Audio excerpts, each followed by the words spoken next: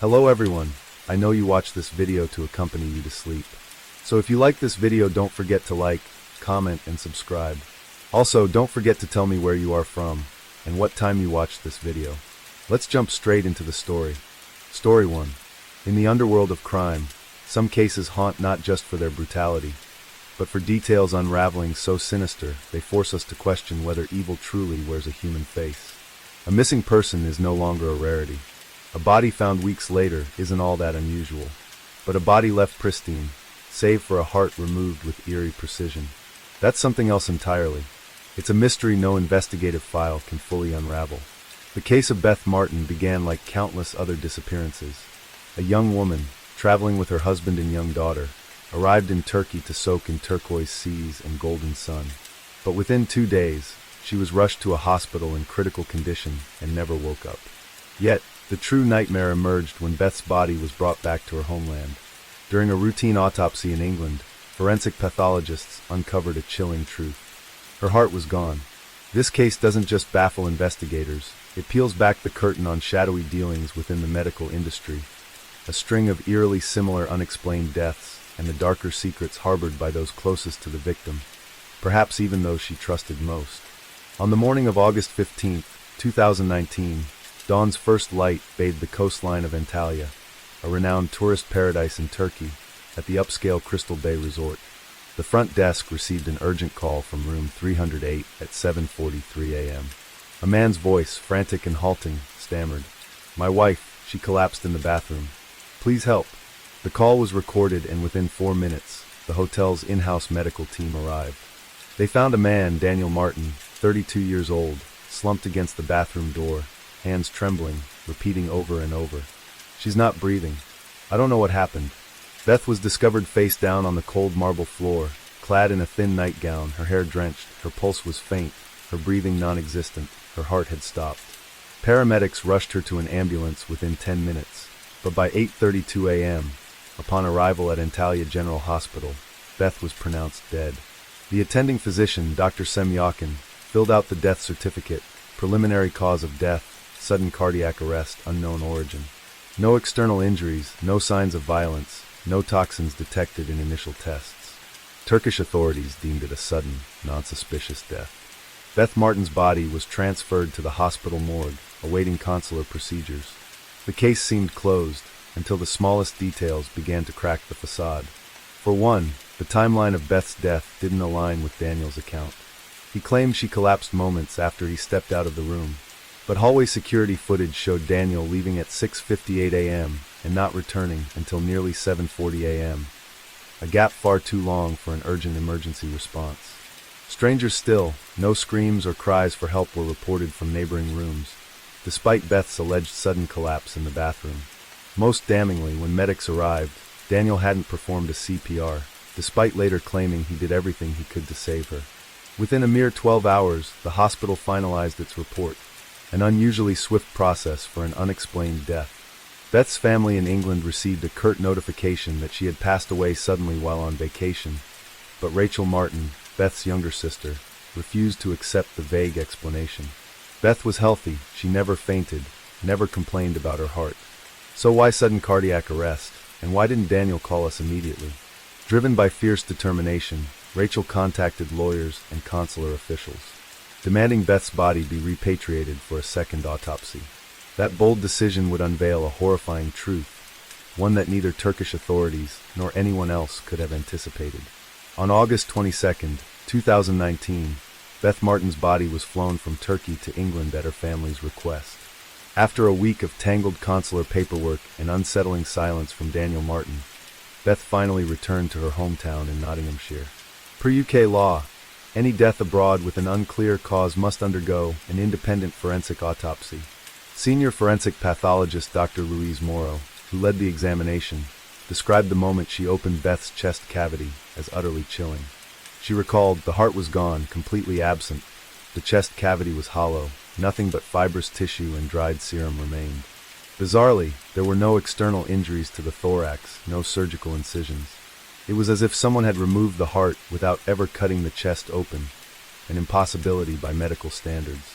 Beth's body bore no large incisions typical of autopsies, no sutures, no Y-shaped sternal cut. The skin over her chest was intact, save for a faint line near her collarbone, initially mistaken for an old scar or minor scratch.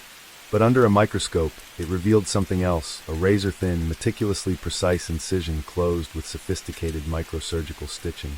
A technique so advanced it's rarely seen outside specialized facilities, and nearly invisible without in-depth examination. The remaining organs, liver, lungs, kidneys, sat untouched in their natural positions, showing no signs of interference. Yet the entire network of arteries and veins connected to the heart had been severed with surgical precision.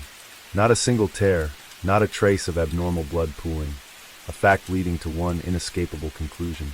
Someone had deliberately removed Beth's heart, and they had done so with chilling expertise. When informed, Beth's family was utterly devastated. Rachel Martin, her younger sister, couldn't fathom what she was hearing. She initially believed it must be a medical error. How could a heart vanish from a body without leaving any trace? But as she reviewed the X-rays and scans, Rachel faced a horrifying reality. Between the lungs, where a heart should have been, there was only a void. No heart, as if something or someone had cruelly stolen that vital organ. The Antalya Hospital in Turkey, where Beth was first admitted, had no records of performing an autopsy. When UK authorities requested forensic reports and archived imaging, the hospital provided a scant 2-page document with a conclusion, so simplistic it defied belief. Cardiac arrest, unknown cause. No autopsy required due to absence of criminal suspicion. This lack of transparency only deepened the mystery. As the shocking revelation reached Beth's family, they turned to the press. On September 1, 2019, The Guardian broke the story with a haunting headline: British woman dies in Turkey, heart mysteriously missing after repatriation. Within 48 hours, the news spread like wildfire. Dozens of international outlets, from the BBC and Daily Mail to Le Monde and the New York Times, picked up the story, splashing chilling headlines. Tourist dies on holiday. Who took her heart? Beth Martin and Europe's organ trafficking shadow. And a heartless corpse. Questions linger over global forensics. The world recoiled at the bizarre and gruesome case. Under relentless media pressure, the UK Foreign Office issued a formal diplomatic note demanding a thorough reinvestigation of Beth's body handling in Turkey. Simultaneously, a domestic probe into transnational organ trafficking was launched in the UK. Beth's family, consumed by grief and fury, no longer sought mere answers. They demanded justice. Above all, they wanted to unravel the ghastly enigma. Where did Beth's heart go? And what was the motive behind it? Before becoming the centerpiece of a baffling case that rocked global headlines, Beth Martin was an ordinary woman.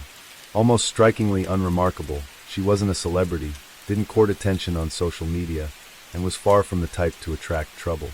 Yet, sometimes tragedy strikes the quietest lives. To understand the shock of the missing heart, we must return to the beginning. A literature teacher from England, a young wife dreaming of motherhood, and a trip meant to rekindle a fading spark amid silent rifts. Born in 1990 in Nottingham, Beth grew up in a modest family of 4. Her father, Michael Martin, was a retired postal worker sidelined early by a spinal condition, while her mother, Eleanor, worked as a nurse in a small clinic. From a young age, Beth was calm, reserved, and deeply attuned to others. She spent hours reading in her room, captivated by the classics of Jane Austen, Virginia Woolf, and Sylvia Plath. Classmates described Beth as the girl with sad eyes. Intelligent, polite, but always keeping a measured distance, she shunned parties, avoided the spotlight, and rarely shared personal details. Her introversion seemed an inseparable part of who she was. After earning a degree in English literature from the University of Sheffield, Beth returned to Nottingham and became a high school teacher.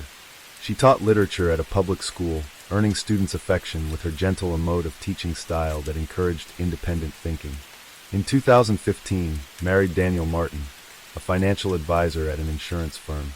They met at a book fair where Beth was managing a booth for classic literature. Their wedding was understated, without fanfare. To outsiders, they were a stable couple, unremarkable, with no apparent issues. But friends and family noted Beth often dodged questions about her husband, and their marriage grew eerily quiet over time. In June 2018, Beth and Daniel planned their first trip together since their wedding. They chose Antalya, Turkey, a sun-drenched coast famed for its luxurious Mediterranean resorts. Daniel told friends the trip was to spend time together, but Beth's family suspected she was under strain. from both her job and a growing distance in her marriage. Beth shared little about the trip, save for a brief text to her sister. "I'm going away for a bit, hoping to catch my breath. Don't worry if I'm offline." No one knew it would be her final message. As news of the missing heart exploded, Nottinghamshire Police, in coordination with the UK Foreign Office, launched a criminal investigation into Beth Martin's death. The first and only person present at the scene quickly became the focus of scrutiny: her husband, Daniel Martin. During his initial questioning, Daniel remained eerily composed. He stuck to his original story. That morning, Beth felt unwell after swimming and returned to their room to rest. Daniel claimed he woke around 7 a.m. while she was showering. He then left for a walk, grabbed coffee in the hotel lobby, and returned to find Beth motionless on the bathroom floor. He called for help immediately. Daniel insisted he heard no unusual sounds, no screams, no banging, and assumed she had fainted. But hallway security footage from the third floor revealed a glaring contradiction. Daniel was recorded leaving the room at 6:58 a.m., wearing a dark t-shirt and shorts. He didn't return until 7:40 a.m. A nearly 40 minutes later, despite claiming he was gone for only 10 to 15 minutes, no one else entered or exited the room during that time. When asked where he'd been, Daniel fumbled, saying he wandered the resort grounds, his mind blank, without his phone. Yet police data, extracted from his phone, showed it was completely powered off during that period, a detail suggesting deliberate concealment. Digging into Daniel's financial history, investigators uncovered troubling signs. Just 6 weeks before the Turkey trip, Daniel had finalized a life insurance policy for Beth with a Manchester-based firm. The policy, worth £400,000, named Daniel as the sole beneficiary. Notably, it took effect on July 1, 2019, and Beth died on August 15, 2019, only 45 days later. The insurance company was poised to pay out absent the criminal finding, thrusting Daniel into the investigation's crosshairs. From a schoolteacher with modest savings, Daniel stood to gain nearly £500,000 within weeks of his wife's death. Beth's family insisted Beth hated anything to do with insurance. She'd never signed something like that willingly. Though the policy bore Beth's electronic signature, the timing and circumstances of its execution raised red flags, fueling suspicions of forgery or coercion. Doubts about Daniel Martin mounted. His unaccounted time at the hotel, the hefty insurance policy signed mere weeks before, and his unnervingly calm demeanor after his wife's tragic death all painted him as the prime suspect. Yet one question stalled the investigation. If Daniel was responsible, how could he have removed Beth's heart without leaving surgical traces, especially in a crowded hotel lacking medical equipment? This enigma forced investigators to pivot. If the hotel wasn't the crime scene, the answer might lie elsewhere, perhaps at the Turkish hospital that handled Beth's body before repatriation. As police probed the medical facility, they soon realized the irregularities didn't end in the hotel room. They extended through the hospital's corridors, into the morgue's cold storage, and to a doctor who had vanished without a trace.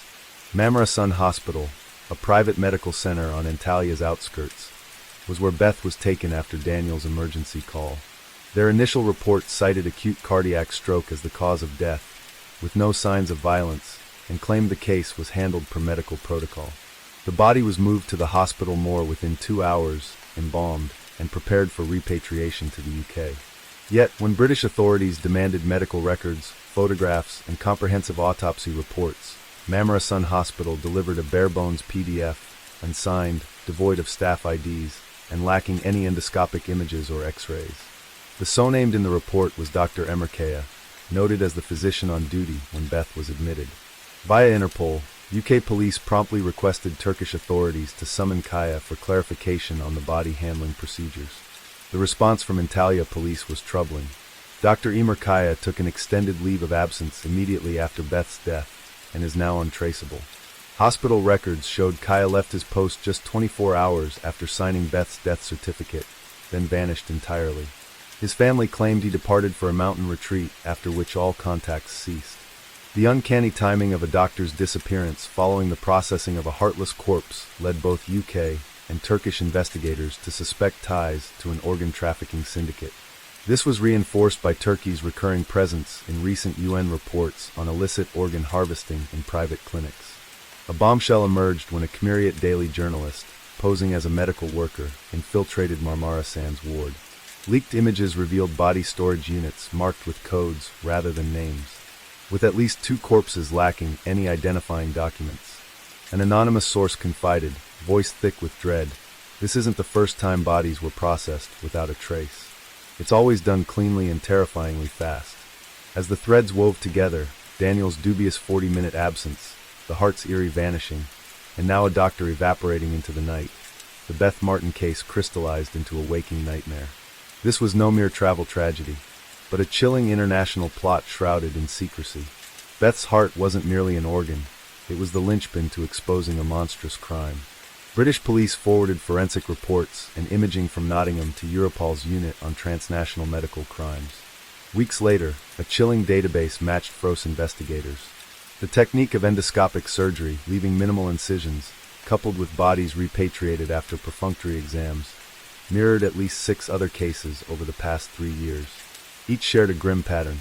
Victims died in Mediterranean nations, were processed in private hospitals, and had organs inexplicably removed. Of these, 3 victims were Europeans who died in Turkey, 2 in Greece, and 1 in Egypt. Alarmingly, all were handled by hospitals linked to the same private medical network, including Marmara's son. This was no fluke, but proof of a highly organized criminal system spanning the Mediterranean. A Europol source explained, "These aren't spontaneous organ thefts like in the movies. It's a slick operation. Some target victims, others process bodies, and a third group ships organs to market, often in affluent Middle Eastern countries. Organs could fetch staggering sums. A healthy heart from a young disease-free woman, like Beth, could easily sell for $250,000 on the black market." A leaked probe by the Organized Crime and Corruption Reporting Project, OCCRP, revealed more. Several Turkish private hospitals were suspected of concealing organ harvesting from foreigners who died suddenly. They issued hasty death certificates, restricted family access, and processed bodies in under 24 hours. These acts exploited legal gaps in autopsy protocols for foreign tourists, particularly when no criminal suspicion was initially raised. A harrowing twist surfaced when police traced a dark web account Nightingale Heart 88 peddling organs. A decrypted message mentioned a healthy heart female, 28, code 0728, TK, yearly aligning with Beth's death date. More troubling, the account had connected to a temporary IP address traced to the hotel where Beth and Daniel stayed. Though the IP later disappeared, it had accessed the cryptocurrency wallet, receiving $250,000 USDT 3 days after Beth's death. The searing question shifted. Was Daniel, the husband Beth trusted implicitly, complicit in selling her heart for profit? Despite worldwide media frenzy, the Beth Martin investigation stalled in a maddeningly cold dead end. Daniel Martin, the chief suspect, was never charged. His attorney insisted no solid evidence linked him to any crime. "He may seem suspicious, even detached," the lawyer told reporters, "but there's no blood, no fingerprints, no video of him harming his wife." Though the questionable financial records, unexplained 40-minute absence, and cryptocurrency transaction, matching a heart's black market value, were damning. Authorities labeled them speculation lacking legal weight. In Turkey, Dr. Emre Kaya remained a phantom. An international warrant was issued, but no records confirmed his legal departure from the country. Some theorized the trafficking network eliminated him to sever loose ends. Compounding the mystery, Marmara Sun Hospital shuttered abruptly months after Beth's case, citing financial hardship. Its owner vanished. Disturbingly, all patient files, staff records, and financial logs were deliberately wiped before authorities could investigate. In Nottingham, Beth's family battled on in despair. They sent dozens of petitions to human rights organizations and international bodies, begging for a reinvestigation. They also established a fund in Beth's name to aid families of those who died mysteriously abroad, losses left unresolved. "We can't lay her to rest properly because her heart isn't in that coffin." Her mother, Eleanor Martin, wept in an interview. In July 2022, for years after Beth's death, an anonymous email reached Nottinghamshire police. It included a grainy endoscopic image of a heart in a glass jar, paired with a chilling note code 0728 TK, the heart that never forgets. Traced to a Belarus server, the sender vanished. Was it a cruel hoax or a final taunt from an underworld trading human hearts? Despite relentless efforts, justice remains out of reach. No convictions, no culprits held accountable. Daniel Martin, the enigmatic husband, lives freely in a tranquil northern English village, avoiding media and maintaining an eerie silence. Dr. Amir Kaya is still missing, with no legal trace of leaving Turkey, sparking speculation he was silenced by the trafficking ring. Most hauntingly, Beth Martin's heart remains an unsolved enigma. The Beth Martin case raises a global alarm about illicit organ trafficking. While her status as a crime victim is unconfirmed, the mere absence of her heart stirs deep public dread. The World Health Organization has flagged the growing complexity of organ trafficking and transplant tourism. Nations with advanced medical systems like Turkey must guard against criminals preying on vulnerable foreign patients. This case may drive international efforts to tighten oversight of transplant and forensic processes, ensuring human organs save lives, not become commodities. Beth's story transcends the horror of a covert cross-border scheme. It is a sobering reminder of life's fragility, the chilling voids in legal frameworks, and the vital need for compassion. Your heart beats today. Can you be certain it will tomorrow? Beth Martin is gone, but her story endures. A choir pulls, urging that, no matter how callous the world grows, justice and humanity must prevail, even when a heart falls silent. Story 2. Level of the offender's culpability in the commission of the offense is so extreme that the community interest in retribution, punishment, community protection and deterrence can only be met by a sentence of life imprisonment. The manner in which he killed her was cruel, merciless, and abhorrent. The offender's crime falls within the worst category of murder. Today's case takes us to Sydney, Australia, and back to April 27, 2010, 6:30 p.m. The streets around Chatswood were peaceful. People were coming home from work and getting ready to settle in for the evening. That was until the desperate screams of a woman shattered the stillness. A couple walking their dog along Holland Street went over to investigate. They saw a man wearing a green hooded jacket and carrying a backpack, running away from the house the screaming had come from. They had tried to challenge him, but he quickly ran off and disappeared. As the couple moved closer to the house, they found a woman on the veranda. She had suffered horrific injuries, and it was clear that nothing could be done to save her.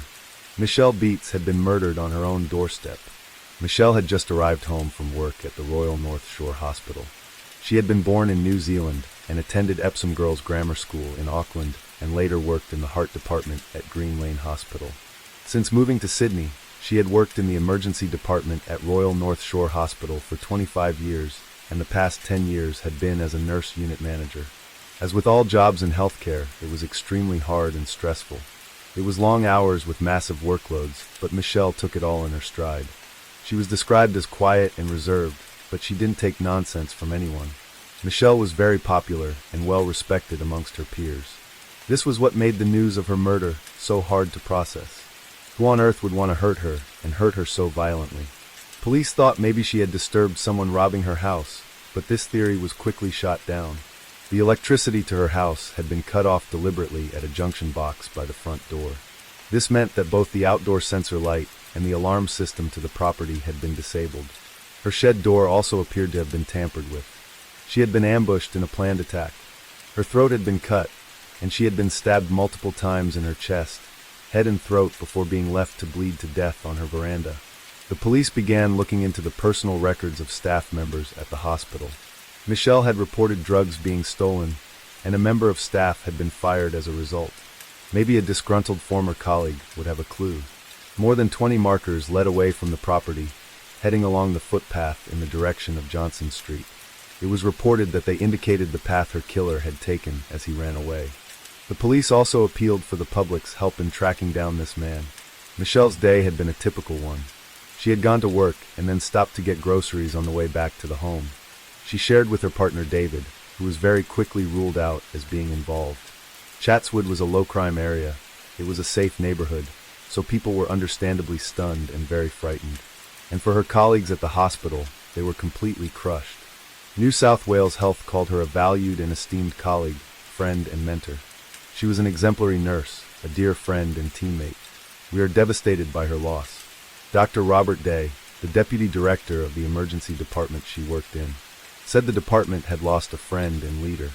There was speculation that a patient with mental health problems had killed her, but the police were quick to dispute that. That is not correct, Superintendent Terence Dalton said. It's an ongoing homicide investigation. Police are looking into the victimology of the victim, which includes looking into her complete background, everything about her. A number of her work colleagues have been interviewed thus far. Statements have been taken, her family have been spoken to, and the police will continue along those lines of inquiry. They also shut down rumors that David was in protective custody. On the night she was killed, she was due to have dinner with David and an old friend, Franz, someone she had grown up with. Franz was over in Australia for a dragon boat racing competition, and they had arranged to meet up and have a long overdue catch-up. He would cancel the dinner and return to New Zealand, and he was left in total shock when he found out what had happened to his friend. The gruesome way she died is unbelievable, he said. In speaking to people, one name had come up.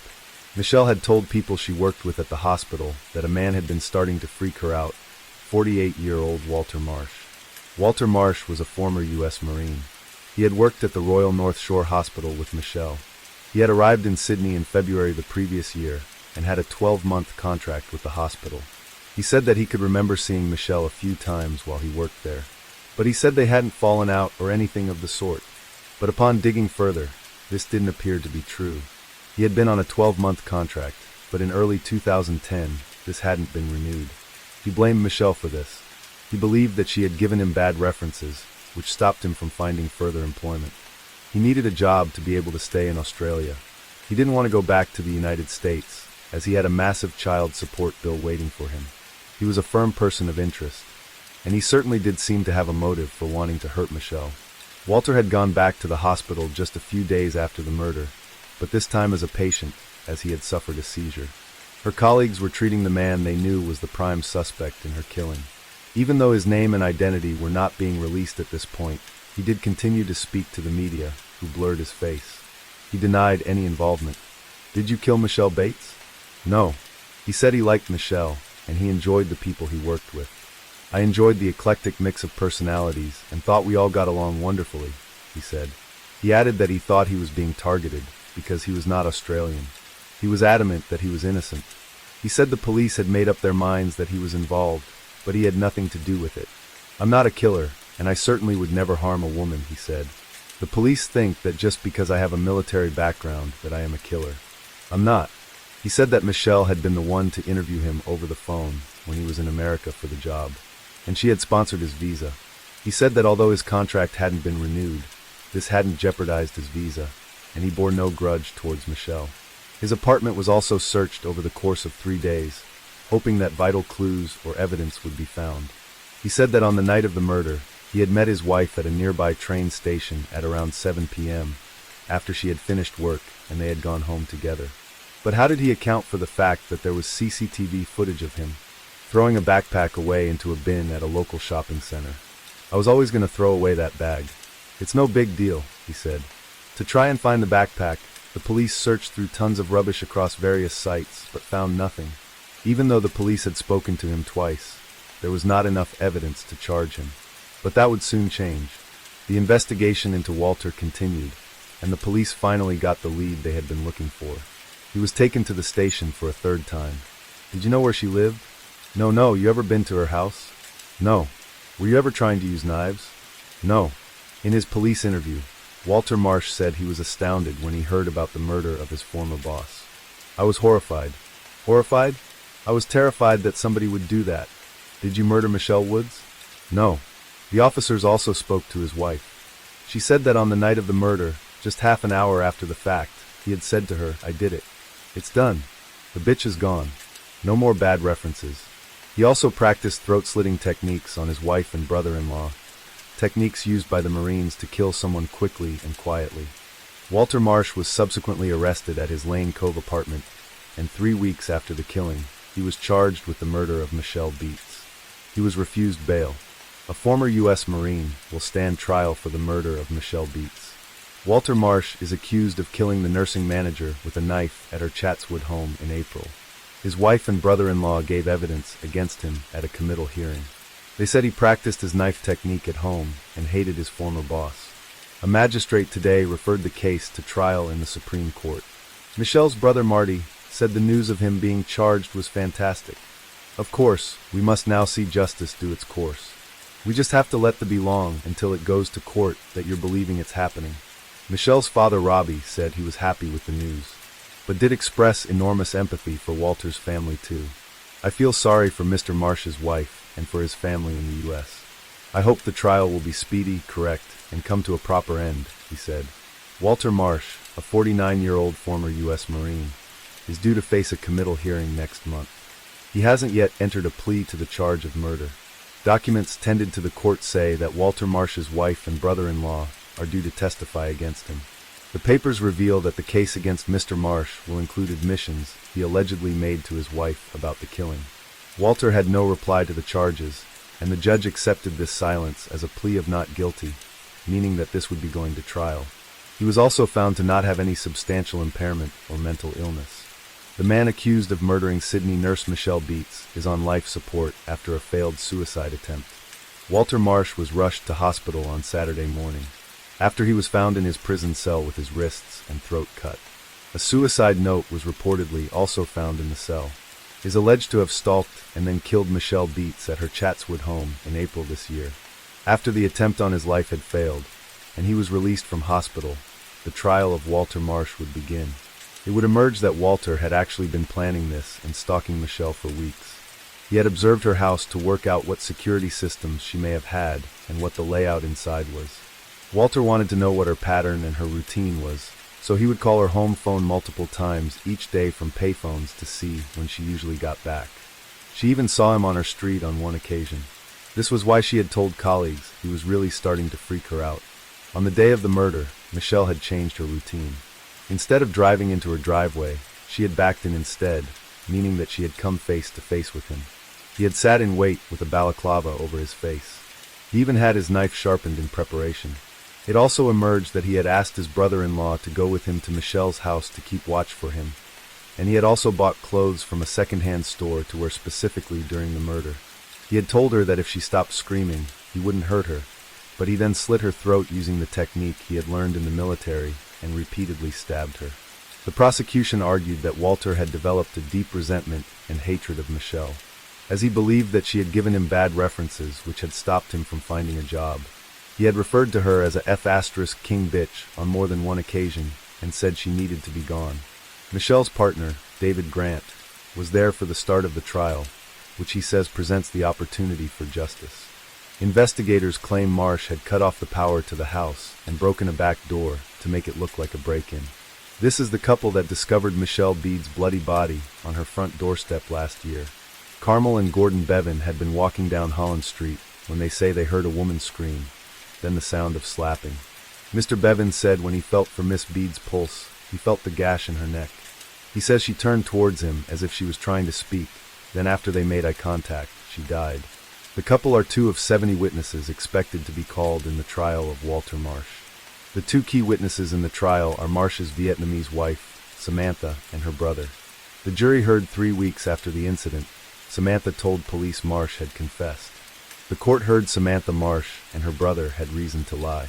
After cooperating with police, they both received protection from prosecution for concealing a serious offense. Mrs. Marsh also received a visa to stay in Australia and money for accommodation. The jury was shown security camera footage, which showed a man walking around Chatswood in the hour following the murder. Detective Senior Constable Scott Bennett, who worked on the case, took the jury through the footage, which started at around 6:30 p.m. The man was dressed in a white shirt with black bottoms and was carrying both a bum bag and a plastic bag as he walked west on Victoria Avenue and headed into the Chatswood shopping center. He went into an accessible toilet and then into the men's toilet before going to the food court and putting things into the rubbish bins. Scott Bennett said that Walter had significantly altered his appearance since his arrest, but he believed he was the man on the footage. Police claimed Marsh was captured on CCTV at Chatswood Chase Shopping Center about an hour after the alleged murder, but his lawyer told the court the figure in the video may not be his client. Adding the place is well lit with people around, and whoever committed that murder would have been covered in blood. The court heard that Walter, who had been born in Belfast, had told his wife that he had permission to kill from an organization. His wife said that around a month before the murder, he had said, "Finally I got permission from the organization in Ireland to kill Michelle Beets." Samantha Marsh says about a week before the death, her husband bought a set of unusual clothes, some shoes, and a pair of rubber gloves. Mrs. Marsh said she saw her husband wear the outfit once, but then never saw the clothes or the gloves again. Mrs. Marsh added on the 27th of April last year, Her husband told her he'd changed in the nearby garage, then got rid of his old clothes, the gloves, and the knife. It also emerged that in the weeks before Michelle's murder, Walter had been plotting another one, that of his ex-wife back in the United States. The prosecutor said he had flown back to America with the intention of murdering his first wife because of his unpaid $50,000 child support bill. But ultimately it didn't happen, and he didn't kill his ex-wife. It shows some degree of pre-planning, the prosecutor said. He thought he would solve the problem by murdering his ex-wife, then it turned to murdering Michelle Beets. In November, the jury had reached their verdict. Guilty verdict in the trial of the man accused of murdering Sydney nurse Michelle Beets. 10's Gabrielle Boyle has been following the case, and she joins us now. Gabrielle, Walter Marsh has always maintained his innocence. So how did he react to this conviction? When the guilty verdict was handed down, a loud round of applause erupted from the public gallery. The family and friends of Michelle Beets were clearly absolutely delighted with the result. It has to be said, though, the reaction of the murder was quite bizarre to say the very least. He smiled, he giggled, he joked with his lawyer, he acted very casual, he took repeated sips of water, sat back in the dock, and looked very relaxed. As he was led away to his cell, interestingly, he made a tut-tut-tut-tut-tang motion to the victim's friends and family. What exactly that was meant to mean, perhaps we will never know. After an unimaginable loss, a small measure of relief for the family and friends of Michelle Beets. I'm personally very relieved with the result today. It's been a long, hard 18 months for myself, Michelle's family and friends. We just want you to know what a beautiful, wonderful person she was, and she's so sadly, sadly missed. The face of a killer with no remorse. Just as Derek Price said nothing other than the maximum penalty was appropriate for his barbaric crime. The level of the offender's culpability in the commission of the offense is so extreme that the community interest in retribution, punishment, community protection, and deterrence can only be met by a sentence of life imprisonment. He told his wife that he wanted to confront Miss Beets by pretending to distribute Mormon books and by wearing a Mormon uniform to freak her out and scare her. However, his intention became an intention to kill. The manner in which he killed her was cruel, merciless, and abhorrent. The offender's crime falls within the worst category of murder. I'm just happy that he's off the streets and, can't cause any more harm to anyone else. I agree with Justice Price that it certainly was in the worst category. It's unclear if Walter Marsh was even listening to what was being said inside court. He ignored a request by the judge for him to stand for his final sentence and had to be prompted by his lawyer. Marsh could appeal against the severity of his sentence, but David Grant says he hopes today's judgment will see any such challenge fail. Carl Herr, ABC News, Sydney. This wasn't just a victory for her family, but also for the police who would help bring him to justice.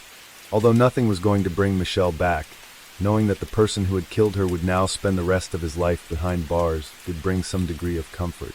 As previously said, Walter Marsh had been speaking to the media, and one of them was journalist Clementine Cuneo, and she had an extraordinary story to tell about her interactions with Walter Marsh. Over 2 weeks in March last year, I formed an uncomfortable bond with Marsh. We spoke often over the phone, as he repeatedly denied he was the killer. Then one Tuesday, as I visited the hairdresser, he called again. He said he needed to tell me something, and that it wasn't particularly good. As he spoke, he began explaining to me that when people are desperate, they do desperate things. He rambled incoherently for a few minutes, but I kept listening, keen to work out what he was on about. I needed the money, Marsh said. Then the penny dropped. I asked Marsh, Walter, what are you saying to me? He replied, I had to do it. I had to do it for the money. At that moment, I realized I was hearing the confession of a killer. I told him he shouldn't be telling me this, that he must call the police.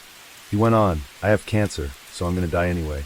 My wife wants to go back to Vietnam to start a business. The money is for her. It was a contract killing. Marsh tried to convince me. I cut the conversation short. I felt completely uncomfortable and quite scared by what I'd been told, and I called the police. That night, I received 2 more calls from Marsh urging me to meet him. I agreed, and went to his home briefly the next morning with a photographer. What I wasn't aware of at the time was police were already interviewing Marsh's wife and brother-in-law. Their evidence plus Marsh's phone call to me was enough to arrest and charge him with murder. For years after he was convicted, Walter Marsh launched an appeal against his sentence. The aim was to get the term reduced to a minimum of 24 years. His lawyers argued that certain evidence surrounding his training with using knives whilst in the Marine Corps not have been admitted in the trial. There are no striking similarities between the method Marsh was allegedly taught to inflict and the wounds inflicted upon the deceased, it was argued. It was also argued that the sentence of life was manifestly excessive. They said there had been no torture prior to the murder, no sexual motive, no more than one victim, and Walter had a clean criminal record. Justice Harrison said that the murder demonstrated a high level of planning and was clearly a sustained and merciless attack upon an innocent and defenseless victim. These matters combined to raise the awful specter of future dangerousness to the community, he said. For those reasons, the appeal was rejected and the original sentence stood. Speaking outside court, David said he was relieved by the outcome. April 2020, 59-year-old Walter Marsh was found dead in his cell at Lithgow Correctional Center. He was found at 8:20 a.m. and no cause of death was immediately given. But it was later reported he had taken his own life. Michelle Beat's funeral had been attended by more than 1,000 people. It was clear just how much of an impact she had had in her community. Following her death, the Michelle Beats Award for Inspirational Pediatric Care was founded. It aims to recognize the achievement of individuals who go above and beyond to advance children's health in New South Wales. Adding, though her life was tragically cut short, Michelle's legacy continues to live on. Her legacy lives on not just in the award, but in the lives she touched throughout her many years in healthcare. Every patient she cared for, every colleague she supported and helped, every act of kindness and selflessness she displayed, they are echoes of a life spent in service to others. And while justice was done and may bring some degree of peace, it is her compassion, her dedication, and her humanity that continue to endure. Story 3.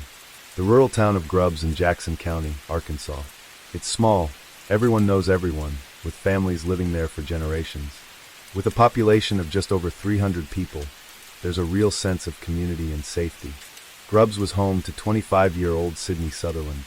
Born to Maggie and Dion, Sydney was the youngest of 3. Her 2 older brothers, Tyler and Sam, were super protective of her, and Maggie said she and Sydney were best friends. They did everything together and spoke many times a day. Sydney was described as bright and outgoing, with a huge smile to match.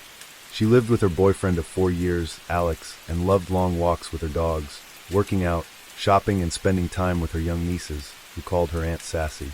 Her best friend Jordan said no one knew their friends like she did. Sydney knew exactly what you needed, and when you needed it. She had graduated school as an outstanding senior, and her yearbook quote read, "The of life is to find your gift. The purpose of life is to give it away." And that really summed up who she was. Supporting, uplifting, and compassionate. Something which fit her job as a nurse at the Harris Medical Center perfectly. In the fall of 2020, Sydney and her family had a nice summer break to Destin, Florida, returning home on August 18th. The following day, footage of Sydney from her Ring camera showed her getting some things out of her car. She was wearing her workout clothes, having just been at the gym for an hour with her trainer. She had been unpacking from her trip, getting ready to be back at work, and went to visit Maggie to drop off some of her mail. She told her she was heading home to bake some brownies or cookies, and wanted to get a run in as well. Her mom told her not to push herself and overdo it, but working out was a big part of Sydney's life. She did it almost every day, and even though she had already been to the gym, a jog in this weather just to clear her head and have some time to herself was too tempting an opportunity to pass up. "Love you, I'll talk to you later," she said as she walked out the door. "I love you too," Maggie shouted back. Sydney got home, set up her Apple Watch, and left her house. A UPS driver saw her jogging in the area of State Highway 18, between Newport and Grubbs, at around 2:30, 3 p.m. He remembered her clearly, because there was seldom else going on down these roads. No other cars, no people, just a few houses and farms around. It really was as rural as it got. A couple of hours passed and Alex, who was home, was starting to worry. He hadn't heard from Sydney. He'd called Maggie, but she hadn't heard anything since she left her house. Her phone was going to voicemail, her Snapchats hadn't been opened in hours, and not a single text had been answered. There was no 2 ways about it. Something bad must have happened. This was just not like her, nor would she have ever wanted anyone to worry. Had she hurt herself and was lying injured somewhere? Or had something far more sinister happened? Grubbs really wasn't a place where much crime happened at all. It was just that kind of town. So as it got darker and colder, the police got to work, and the search instantly started off in a big way. By 7 a.m. the next morning, Sydney's family, along with the Jackson County Sheriff's Office, the Arkansas Department of Correction, Arkansas State Police, U.S. Marshals, the FBI, and 3 other police stations had spread out and joined in. During a short break for the search parties, Maggie spoke to one of the well-known farmers named Quake. He had been just a couple of years ahead of Sydney at school. He too said he had seen her jogging, but nothing had looked wrong. She definitely wasn't injured, and no one had been following her, either on foot or by car. Search for a missing Jackson County woman involving multiple law enforcement agencies now, and it continues. 25-year-old Sydney Sutherland was last seen jogging off Highway 18. Here's her photograph. She was jogging between Newport and Grubbs. Claire Christ has been in Jackson County all day. She's joining us now with the latest on the search efforts there. Claire, what do we know about the search? How's it going? Has it turned up anything? Yeah, Bob. County Road 41 is the last place Sydney Sutherland was seen. This is actually a typical jogging route for her. Now it's filled. You can see, filled with people driving up and down, searching, trying to bring her back home safe. From the sky to boots on the ground, law enforcement from across the county, and even the state are exhausting every option to find 25-year-old Sydney Sutherland. We're working every aspect that we can think of. According to Jackson County Sheriff David Lucas, Sutherland was last seen around 2.30 on this county road near her home. She was on foot, out walking and jogging. We received that information from a UPS driver this morning that saw her. Since then, no one has heard from her, and no one knows what happened to her. We're not ruling anything out. Lucas says she did have her phone, and they've tried to track its last known location. With the phone pings that we've been getting from Ad and T, plus the information from the people that said they saw her, it's pretty much going to be in that general area, and that's where we're concentrating the most right now. It's not just police and sheriff deputies searching the fields for anything out of the ordinary, where somebody might have turned around out in a field with a truck or backed up in it, weeds that are rolled over. White Brown is helping with the search efforts on his day off, just helping people when they need help. He says he can't believe something like this happened in this small rural community. I was kind of shocked. Now he just hopes his and all the other volunteers' efforts break some ground on Sutherland's disappearance. So this area behind me is actually the staging area for the search. Sheriff Lucas says there are no solid leads at this time. So we ask if you know anything, or if you've seen her, or even think that you've seen her, to please call the Jackson County Sheriff's Office reporting live in Jackson County. Sydney had taken her phone and her Apple Watch with her, and pings from her phone showed the last area she was in. Not at all far from where Quake and the UPS driver had seen her. And the next day they found her phone on the ground. It wasn't damaged, and was less than a quarter of a mile away from her home. The next 24 hours were much the same. There were now around 300 volunteers involved. But the more everyone looked, the more the sick feeling in the pits of their stomachs was mounting. Sydney was a petite 5 foot 3 inches and weighed 103 pounds. It wouldn't have been that hard to overpower her if she had been attacked or dragged into a car on one of the winding empty roads. Maggie, who had been going up and down the roads on her hands and knees, unbelievably found a small white bead. She knew it was from her daughter's bracelet. Anyone not out searching was putting vigils together. Her being missing had really brought this town to a standstill. On Friday, August 21st, the search resumed first thing in the morning, and the police announced they were working on several leads. And just a few hours later, thanks for joining us tonight at 10 o'clock, everybody. I'm Bob Clausen. A suspect is in custody in the case of a missing jogger in Jackson County. The sheriff confirmed they had arrested a suspect in her disappearance. The person was not identified at the time, but they were transported into the Jackson County Jail. Later that afternoon, this missing persons case would become a different kind of investigation. Tonight, a heartbreaking ending for a search for a missing Jackson County woman. The Jackson County Sheriff confirming the body of 25-year-old Sydney Sutherland has been found. The body of Sydney Sutherland was found buried in a shallow hole in a field near to where everyone had been searching. The medical examiner found that her death was caused by multiple blunt force injuries. The Jackson County Sheriff David Lucas said Sydney's case, and now finding her dead, had taken a toll on him unlike any other case before. He said, "It hits me personally. I do know the family know them well. I know Sydney, watched her grow up. She went to school with my girls. It's all about Sydney and remembering her, honoring the light that went dark. One thing about this community is when a tragedy happens, everybody comes out full force. It's been just days since Sydney Sutherland went for a run and never came home. In just days, This community has been without the girl this crowd says was a friend to all. But instead of focusing on how she left this earth, they focus on what she left behind. She didn't have to have recognition. She didn't have to be in the front. She didn't have to be recognized for anything that she did. She was just a silent servant. She was a firecracker. She was sassy. She was loving. She was caring, compassionate. From candle to candle and memory to memory. Folks say tonight, Sydney Sutherland was honored. She's always been with us, and she's in a better place. 2 days later, investigators named their suspect. It was none other than 28-year-old Quake Llewellyn, the same person that had told Maggie he had seen her running. He had also joined the Facebook groups, been in the search parties, and offered comfort to her family, even hugging Maggie. That feel like it was something felt odd. I walked back over to the group, and I was like, something's wrong. Maggie recalled at the time she couldn't shake this weird feeling she got. Quake was a married local third-generation farmer with 3 stepchildren. He looked after about 6,000 acres of land, and many people knew him or of him, including Sydney's family. His family had even won the Jackson County Farm Family of the Year in 2016, so they were definitely well known. Authorities confirmed that Sydney and Quake knew each other. The pair were once Facebook friends, but it was never specified how well they actually knew each other. Quake had actually put himself on the police's radar, and in the investigation, when he walked into the station, and told them he may have been the last person to see her alive.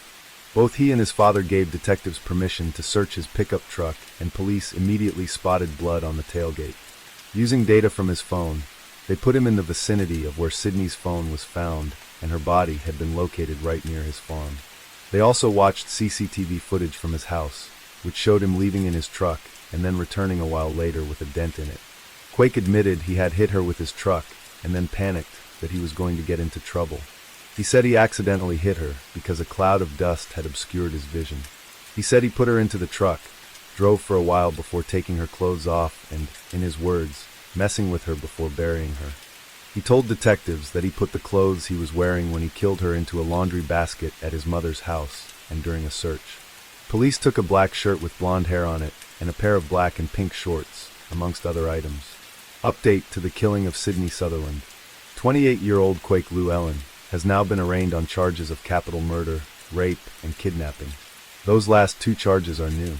Officials now say he not only killed Sutherland, but that he also abducted and assaulted her last Wednesday. Llewellyn has not entered a plea in his case. THV11 will continue updating this story online and on the air. Quake was charged with capital murder, rape, kidnapping, and abuse of a corpse. He pleaded not guilty and was soon deemed competent to stand trial. If found guilty, Quake was facing the death penalty. His wife also filed for divorce, and police confirmed that she had absolutely nothing to do with what had happened to Sydney, and had no idea her husband was capable of anything like this. One source that wanted to remain anonymous said Quake Llewellyn had always been someone to watch. He had been caught trying to peer into women's bedrooms and watch them change or shower, and had even gone as far as to stalk much younger girls he had become fixated on. He had allegedly harmed animals in such a sickening way. According to the Arkansas State Police, they believed he was traveling westbound on County Road 41 when he saw Sydney. He swiftly turned around, hit her on purpose, abducted her, put her into the back of his pickup truck, and drove before sexually assaulting and burying her. Sydney's funeral had so many people that wanted to say goodbye and support the family. It was streamed live so everyone could be there. Quake maintained he didn't intentionally knock her over, but it was his word against what the prosecutors and police think actually happened that afternoon. Quake spoke to a psychologist when they were analyzing his mental health and whether he would be fit to stand trial. He told them he had just tried to forget about the murder as he resumed his routine, going to work like normal. He also allegedly said, "I knew I didn't kill her on purpose." Prosecutors discussed the idea of a plea deal with the Sutherland family, which they agreed to. They would take the death penalty off the table and agreed to dismiss the kidnapping and abuse of a corpse charges. The family wanted justice, but also just needed everything to be over with as little added trauma and extra time as possible. Amy Lovins, Sydney's boyfriend's mom, said, "I hope that they don't press for the death penalty. I really hope that he gets into general population and gets life. Let people do to him in prison what they may.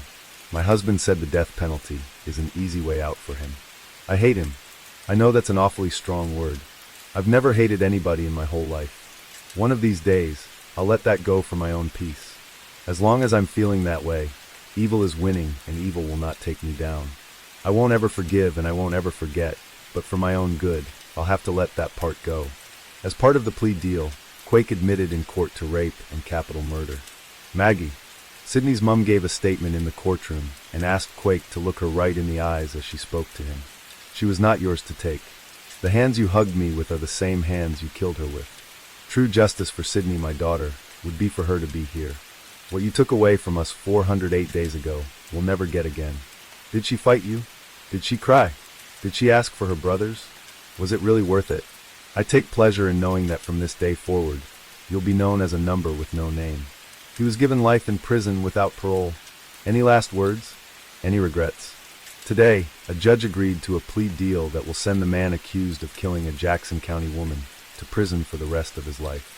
Today we have waited 408 days for Quake Llewellyn to be held accountable for my daughter's senseless murder. Maggie Sutherland says she never has to worry about Quake Llewellyn again in a deal made to spare his life. On Friday, Llewellyn pled guilty to capital murder and rape. A life sentence without the possibility of parole. Llewellyn's defense team tells me the death penalty could have been likely if it had gone to trial. Sydney's family chose life to offer us that, and I think that's always the best way to go.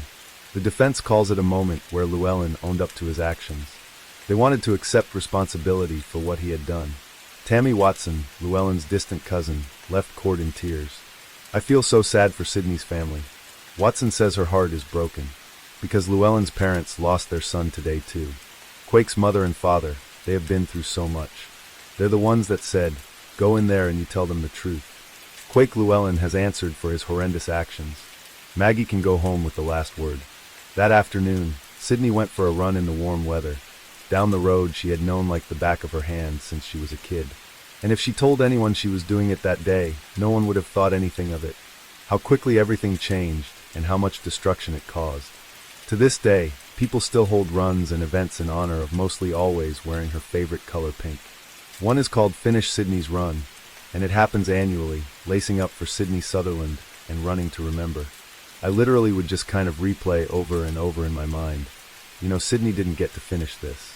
Danielle Wright grew up with Sutherland and her family, and now she says she's going the extra mile to honor the nurse who loved a lot more than just running. It's all a part of a social media challenge called Finish Sydney's Run, going the distance and tagging others across the state to do the same. It does not have to end right here with her run. We can continue to do the things that Sydney loved to do. Wright says with every step on this 8.19-mile run, she thinks of the friend who didn't make it home from hers. Her spirit is just soaring through every run, through every Facebook share. Her story is being told, and people are wanting to know who is Sydney. So Wright says she hopes others will run too, striding every day to be more like Sydney Sutherland. The overpass at Highway 67 and State Highway 167, near County Road 41, where she was running, was renamed the Sydney Sutherland Memorial Overpass. And the bead that Maggie found on the ground during the searches lives on a bracelet on her wrist. The Sutherlands were working on creating a foundation in Sydney's name. And there's a scholarship for future Arkansas State University students pursuing an education in the medical field. You can feel her spirit all over that small town, just as it once always was. She's still around, just in a very, very different way. Her friend Melanie said Sydney's life was beautiful. Sydney was probably the best part of what any human wants to be. Story 4, she was the most innocent of innocent victims. The judge in this case has been on the bench for nearly 30 years. We are told that this case was the most difficult one of her career. This should have never happened. I'm very upset about it. This could have been my granddaughter, my daughter. This is somebody's child. Everyone felt this loss in a way that I have not witnessed in some time. We put everything we could out there to find her and bring her home safely. Unfortunately, that didn't happen. January 26, 2017, Cleveland, Ohio. For PM Aliana DeFries still hadn't come home from school. This was very out of character for the 14-year-old. Her mother, Denisha, called the school to see if they knew anything about where she was or why she was delayed. What they told her made her stomach drop. Aliana hadn't been to school that day. She had set off at 6:30 a.m., more than enough time to get there, so why hadn't she turned up? Aliana had last been seen getting onto an RTA bus near the 3400 block of East 149th Street. The same bus stop her mother walked her to that morning. She would then get off that bus at East 93rd and Kinsman and transfer to a second bus to get to school. She attended E-Prep and Village Prep Woodland Hills, where she was in the 7th grade. She's never done this before, her aunt said. She's not known to run away. She's never run away. She's never been in any type of trouble. There's no reason for her to run away from home, so this is very unlike her. Aliana had been at E-Prep for 2 years, and while she was there, a new system had been brought into place. School administrators would send automatic messages to parents with news to do with their children, including if they failed to show up for school, but her parents hadn't received any notification. Aliana, who had a developmental disability, was extremely loving and adored her close family, who adored her just as much in return. She was bright and bubbly, never without a smile on her face, and now the community were out in full force trying to find her. Luckily, the buses she traveled on were covered by a network of security cameras, and when they found the footage, there she was, going about her day as normal. So what had happened to her when she stepped off the bus? Then something caught their eye. A man in a white hoodie was standing behind her and then followed her. The temperature was dropping and snow was falling. This was a race against time to find her. Multiple special agents and intelligence analysts were drafted in to help in the search. The investigators needed to establish a timeline by talking to her family, friends, classmates, and teachers. What was her normal routine? The police spoke to everyone in her circle, but nothing of note came up. Houses of her friends and family had also been searched, but she was nowhere to be found. It was now becoming clear that there was a new, disturbing idea they were going to have to look at. Had this been a stranger abduction? A group of officers were dispatched to canvass and search local abandoned houses in the area. This was an enormous task, but the police and community were ready. They were going to search for as long as it took in the freezing conditions to bring Aliana home. A citywide search was now underway, and a reward for any information that led to her was offered. But just a few hours later, the news everyone had been dreading would break. There has not been a positive identification of the victim found in that house on Sunday night. And until there's positive scientific evidence, we're not going to announce who that person is. We have a very strong idea based on evidence and things like that of who that person is. And we've talked to that family. We're in constant contact with that family. But until the medical examiner makes that positive identification, we don't have an announcement for that. In reference to the individual whose remains were found on Sunday night and transported to our office, as the chief said, a positive identification has not been made. Those remains are of a young black girl, and one of our leading considerations is of the person who was reported missing, the 14-year-old girl. There were several abandoned houses near the 9400 block of Fuller Avenue, not far from where she changed buses. As one of the officers went into one of the abandoned houses, he found a body. She was naked and lying in a pool of blood.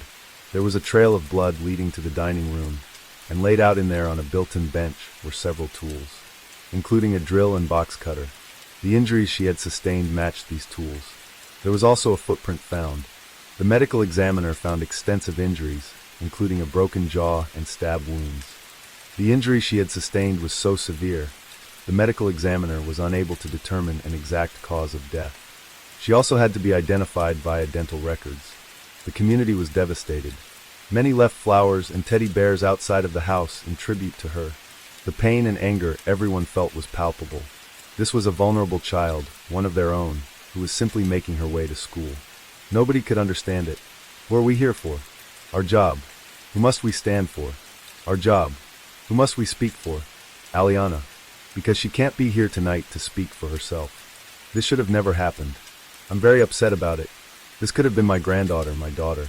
This is somebody's child. I'm very pissed off about it. This is what community is about. And we appreciate the support that you're showing Aliana and her family, and I'm sure they appreciate it. I want you to know that the men and women of the Port District, our hearts are broken because of this. This is our community, too, one of our girls in this community that this happened to. We're working very, very hard to find out who did it and bring them to justice. This case was now fast-moving, and before long, there would be more breaking news. February 2017, an arrest was made. So let's stay on this now and ask the question, who is Christopher Whitaker? There are a lot of pieces of the puzzle, so anybody that has any information on this suspect, Christopher Whitaker, his whereabouts over the last week, anybody he may have talked to. Whitaker arrested right here about 4 hours ago at the Villa Serena Apartments on Mayfield Road in Mayfield Heights by Cleveland Police and federal marshals.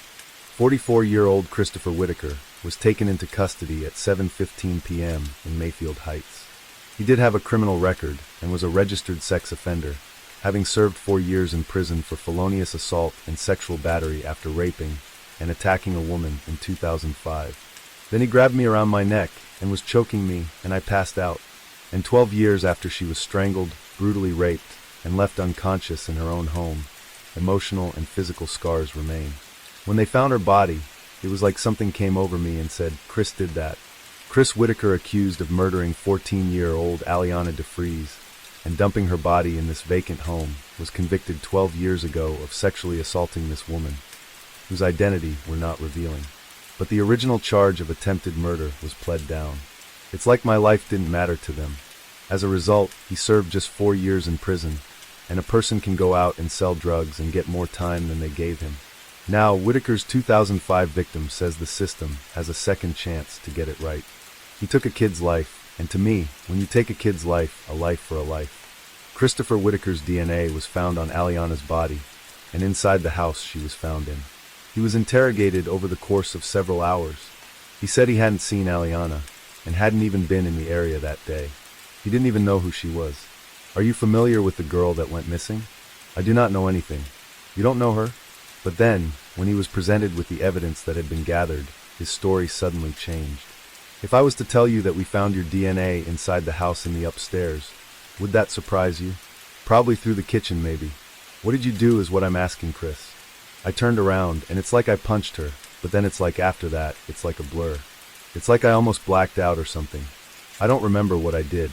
I just remember when I came through, that it had happened, and I'm not a monster. I'm just an addict that made a mistake. What shouldn't have happened? She never had a chance to grow up. Never had a chance to experience anything, and I took that away from her, and there's nothing I can do to bring her back. I was so high and I was so out of my mind, and it was like I was out of character, and I got what I got coming, and I deserved it. I will write a formal apology to her family that they probably don't want to hear, but I will do it anyway. I just don't want a service made out of this. I just want to go to court and get it over with. He now said that she had chosen to follow him to the house after he said he was going to take drugs. He said he mistakenly believed she was a sex worker despite her being in her school uniform. He said she had taken her clothes off and, quote, offered herself to him before she suddenly attacked him. He said that the drugs he had taken that day had caused him to black out, and he couldn't remember anything else. There was no evidence at all to suggest that she had attacked him. This story was as far-fetched as they came, and it was not stacking up. If what he was saying was true, why had a witness seen Christopher grabbing Aliana before walking away with her? The witness said he didn't intervene or call the police because he didn't know if they knew each other. CCTV had also captured this moment. Thank you. The defendant is remanded. There is no bond. It's without bond, and the case is assigned to Judge Carolyn B. Friedland. The first pretrial is set for February 22nd, 2017, at 9:00 a.m., and the court is appointing Mr. Thomas Sean S.E. and Mr. Fernando Mack to represent the defendant, Mr. Whitaker. It was now time for this to be presented before a court, and the trial of Christopher Whitaker began. Christopher Whitaker sat stoic with his hands clasped the entire day of trial, even while the prosecutor's opening arguments described the horrific details of how Aliana DeFries died. Wounds made by a box cutter, putty knife, screwdriver, and electric drill. Christopher Whitaker won't contest the aggravated murder, rape, and kidnapping charges against him. The defense didn't cross-examine any witnesses, but the jury will have to endure days of morbid testimony. It seems the defense may wait until the death penalty phase to make their case. Meanwhile, Aliana's mother testified, she never went anywhere without telling me. When you learned that she hadn't been in school at all that day, what did that cause for you? Panic. Her family did not attend, but her father did comment outside. No matter what sentence he has or what fate he reaches, they say all time heals all wounds. This is what I don't think would be able to be healed. His lawyers didn't argue with what the prosecution said the chain of events was.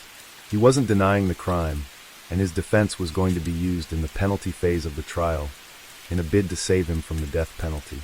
Prosecutors said that Christopher had gone out hunting that morning for a victim when he came across Aliana. He then abducted and methodically brutalized her, they said. A psychologist brought in by the defense said Christopher's drug abuse had impaired his ability to control his impulses. Prosecutors argued that he was well aware of what he was doing that day. The evidence does not point to a drug-induced frenzy, does not point to a blackout. It points to that he knows what he's doing, the prosecution said.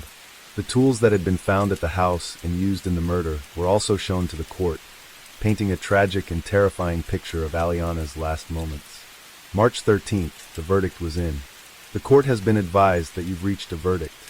Ladies and gentlemen, jury number 3, Mr. Fort Person, would you hand the verdict forms to the bill, please? In the matter of the state of Ohio versus Christopher Whitaker and gentlemen, you can see the number of forms that there are. With respect to count number 1, the aggravated murder, the verdict form reads as follows. We, the jury in this case being duly impaneled and sworn, do find the defendant, Christopher Whitaker, guilty of aggravated murder in violation of Revised Code Section 2903.0, 1B of the Revised Code, as charged in count 1 of the indictment. It is signed by juror number 3, the foreperson, as well as the 11 other panel members. With respect to count number 2, again, the verdict is guilty. With respect to count number 3, again, the verdict is guilty. With respect to count 4, again, the aggravated murder indicates that the defendant isn't that guilty. As to count number 5, the rape, the verdict form indicates a guilty verdict. I don't care whether you were the Aryan Brotherhood, the Black Gangster Disciples, the Mexican Mafia, they have one common denominator. They hate sex offenders and child murderers. I never wanted this to happen, and ever since that day, I've been filled with regret and remorse. I've admitted to my guilt, to the detectives and to my lawyers. I ask my lawyers not to contest or challenge anything in this case, because I really want the Dupree's family to have closure. I will not try to hide behind drugs or alcohol. I will not pretend or lie, because it wouldn't be fair to the family. I apologize to the family and the community for my actions. There is no excuse for what I've done. I can't imagine the pain the family feels, but I know the pain I felt when I had to look at what I've done. As this was a capital murder case, the next phase for the jury would be to decide on the punishment. Would he spend the rest of his life behind bars, or would he be sent to death row? A judge has agreed with the jury, and just sentenced Christopher Whitaker to death. She also added 48 years for the charges of obstruction of justice, aggravated burglary, felonious assault, rape, and gross abuse of a corpse. We didn't get the verdict we wanted. We preferred a life without the possibility of parole, but we respect the judge's decision. Our children mean a lot to us. They might not be your children, but they mean a lot to us. The 93rd is a safe haven for sexual predators like this monster behind me. And you're lucky I'm not the same person I was 25 years ago, because there's not enough police here to stop me, and you need to know that. And when you get where you're going, you're gonna get what you got coming. Before you get to that gas, that lethal injection chamber. She would talk to me, Daddy, you showed me how to fight. I'll be okay, Daddy. I said, baby, listen to me. Quit running your mouth. Don't walk with your hood on your head. Don't have the earbuds in your ear. Be aware of your surroundings. She kept running her mouth and I grabbed her. I said, that's how it's gonna happen, Aliana. I said, that's how it's gonna happen. Now what are you gonna do? Wow, Daddy, you scared me. I said, yeah. Lord, give me strength to continue on this foundation and keep my mind right and my spirit right. Excuse me, so I can look at this bitch-ass dude. You're addressing the court, Mr. DeFries, not me. I said enough. Thank you, Your Honor. Thank you. With respect to sentencing as to the non-capital charges, Mr. Almodovar. He would later appeal to the Ohio Supreme Court in a bid to overturn his death sentence, and instead have it be life without the possibility of parole. Aliana's father said this would suit him. I requested life in prison without the possibility of parole from the beginning, because death is too certain too quick. You deserve to suffer and sit there and think about what you did. The hearing was an automatic appeal that Christopher was allowed to have due to being on death row. His lawyer said that his admission to the police and not contesting his guilt at trial should have been a factor for the jury to consider. But they didn't, as they were not made aware of his admission until later on in the trial. These were part of 21 legal issues his lawyer brought to the Ohio Supreme Court. Christopher didn't appear for the hearing. As this was a capital murder charge, it had been prosecuted differently. If a plea isn't made before the trial commences, defendants in Ohio cannot plead guilty during the guilty phase, which is when the jury decides on guilt. The argument was made that when they were in that phase and deciding on if the sentence should be life or a death sentence, he had taken responsibility, and this should have been a mitigating factor. He wanted to accept responsibility, his lawyer said. He told police, to avoid a circus. He told police, to provide closure for the family. Assistant Prosecutor Catherine Elizabeth Mullen told the Ohio Supreme Court. He tried to claim responsibility and admit responsibility to some extent. But then if you look at his statements, if you listen to his jail calls, he makes denials, she said. He makes a lot of denials. And this court has previously said that those denials negate the mitigating weight that this court might otherwise have given in an acceptance of responsibility. The Ohio Supreme Court unanimously upheld 2 of the 3 capital convictions. He would therefore remain on death row, and his original sentence stood. Christopher Whitaker's execution has been scheduled for July 2026. But there haven't been any executions in the state since 2018, as there has not been a replacement found for the lethal injection drugs. In December 2018, the abandoned house on Fuller Avenue was demolished. It's something that is a scar on top of a scar. The back doors were kicked open. The boards were off the walls. Someone got inside the house on Fuller Avenue where Christopher Whitaker raped and murdered their 14-year-old daughter, Aliana. This worries Damon DeFries because he believes these vacant homes aren't safe. And what happened to his daughter could potentially happen to someone else. Because lives are at stake. People don't get it. Lives are literally at stake. And just 1 month later, Aliana's alert bill was signed into law. This new law required all schools to alert parents within 2 hours if their child failed to turn up for school. Her family would also go on to file a wrongful death lawsuit. The defendants included Christopher Whitaker, E-Prep and Village Prep Woodland Hills, the City of Cleveland, Friends of Breakthrough Schools, and the Cleveland Metropolitan School District. The owner of the house was also named for failing to maintain, operate, and monitor the house she was found in. Their lawyer said, unfortunately, when these cases happen, you have to hold every single person accountable. You can't let anyone off the hook. And here everyone played a role. The lawsuit alleged that the school utterly and without question breached a critical duty owed to each and every parent to provide notice of a missing child. It was also argued that the City of Cleveland and its employees breached their duties by failing to monitor and prevent illicit activities in abandoned properties, including the one her body had been found in. The family was seeking $15 million in compensatory and punitive damages. They would later reach a settlement of a reported $1 million. The work of Aliana's family in the wake of her murder has been nothing short of incredible. They have gone above and beyond to ensure that her name continues to live on through the good work they do and their service to their community. In her memory, her family started the Aliana DeVries Let's Make a Change Foundation, a non-profit organization to help low-income families. And it also aims at tackling the issue of abandoned homes and safe routes for children to get to school. Tonight, Aliana DeVries family will be helping other families around the holiday season. They're partnering with Toys for Tots to hand out toys to children who might not otherwise get many gifts this year. Ariel DeVries is Aliana's cousin. She tells me she's keeping her spirit alive by giving others a safe place to grieve and work through their trauma. She's doing this through creating the Centers for Counseling and Trauma Recovery. You may have seen walls of love around Cleveland or even around the country. They're filled with essential items to help people in their time of need. And today they celebrated a really special milestone, the 500th wall, and one dedicated in honor of Aliana DeVries. Aliana DeVries was a bright, creative, joyful young girl who should have had her whole life ahead of her. The grief left in the wake of her murder is something no family should ever have to endure.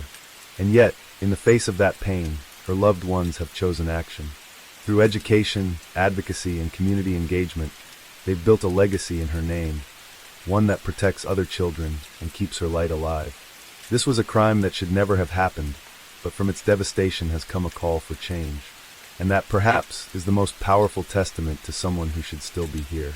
Story 5. 17-year-old Mackenzie Cowell lived in Wenatchee, Washington, and split her time between her mom and dad's house. She was about to graduate from high school and was also a cosmetology student, training to become a hairstylist. Another passion for her was music and dance, often performing with her school's dance group, the Applettes, in local parades and festivals. Described as a sweet, chatty, and family-first person, Mackenzie had grown a lot in confidence.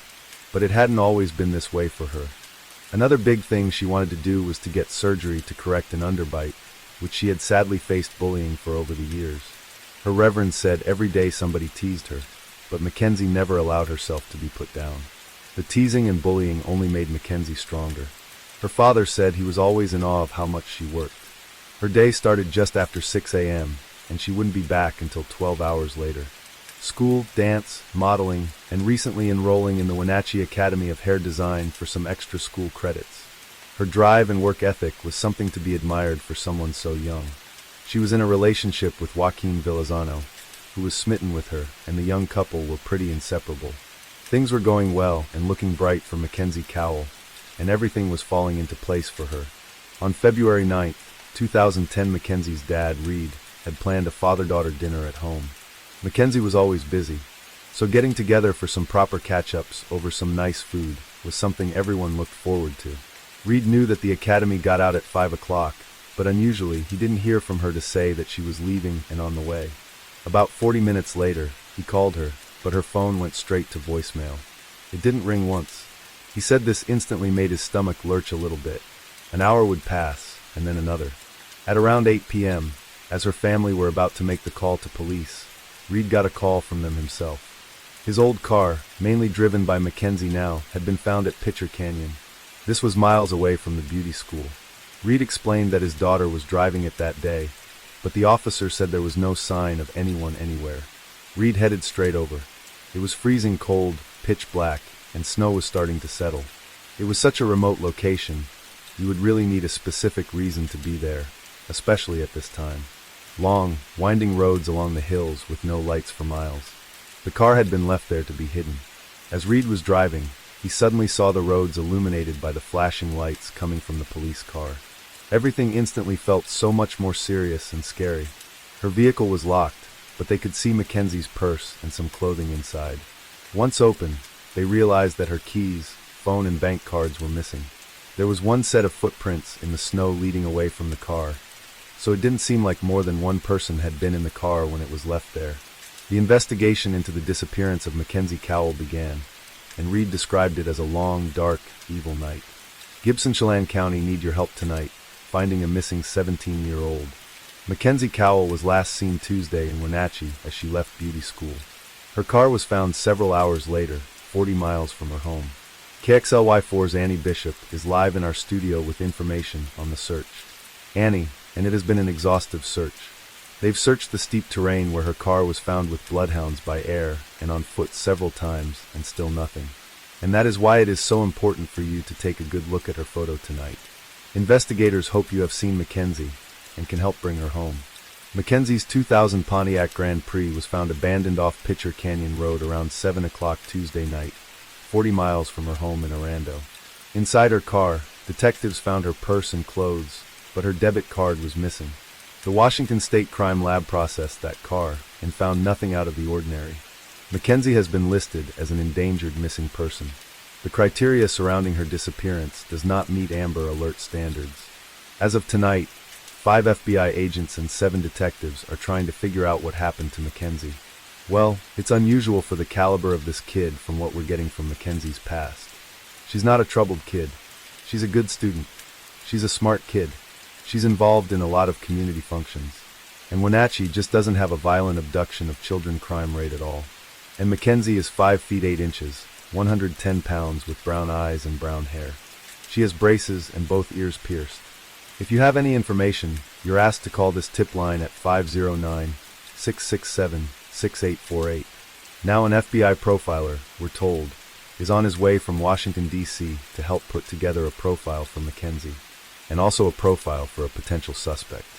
Right now they do not have a suspect. Moore told me that parents in the area should be concerned until they know what happened to Mackenzie. Reporting live, Annie Bishop, KXLY4 HD News. Detectives went back to the Beauty Academy and Mackenzie's classmates said that she had told them she was leaving to take a 15-minute break and wanted to know if she needed to sign out. Sure enough, surveillance video showed her walking out of the back door at 3 p.m. She hadn't said where she was going to anyone, but no one had really thought anything of it.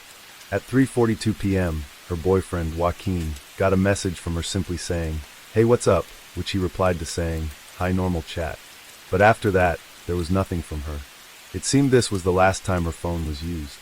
Her debit card only had about $20 on it at the time, so she would only use it for very small expenses. But a couple of days later, there had been no activity on her card. 3 residents reported seeing a slim, tall, white male with very dark hair and a long, dark coat walking down from the road Mackenzie's car was dumped on. This was between 4:30 p.m. and 5:30 p.m. Authorities started poring over more than 1,000 pages of Mackenzie's phone records. They also got warrants for her Facebook and MySpace accounts. One reporter recalled everything was suspicious right off the bat and noted that the police never called this case a runaway. It already seemed like something far darker was going on. The search intensifies near Wenatchee for a missing 17-year-old girl. It's been 72 hours since Mackenzie Cowell was last seen leaving beauty school in Wenatchee.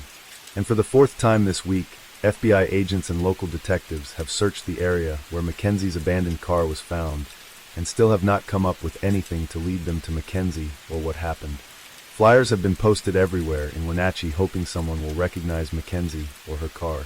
After 4 days of being missing, everything would change and people's fears would be realized. We begin tonight with breaking news out of Douglas County, where the body of 17-year-old Mackenzie Cowell has been found on the shore of the Columbia River. Investigators are keeping quiet about what was found at the scene and in this home 30 yards from the body.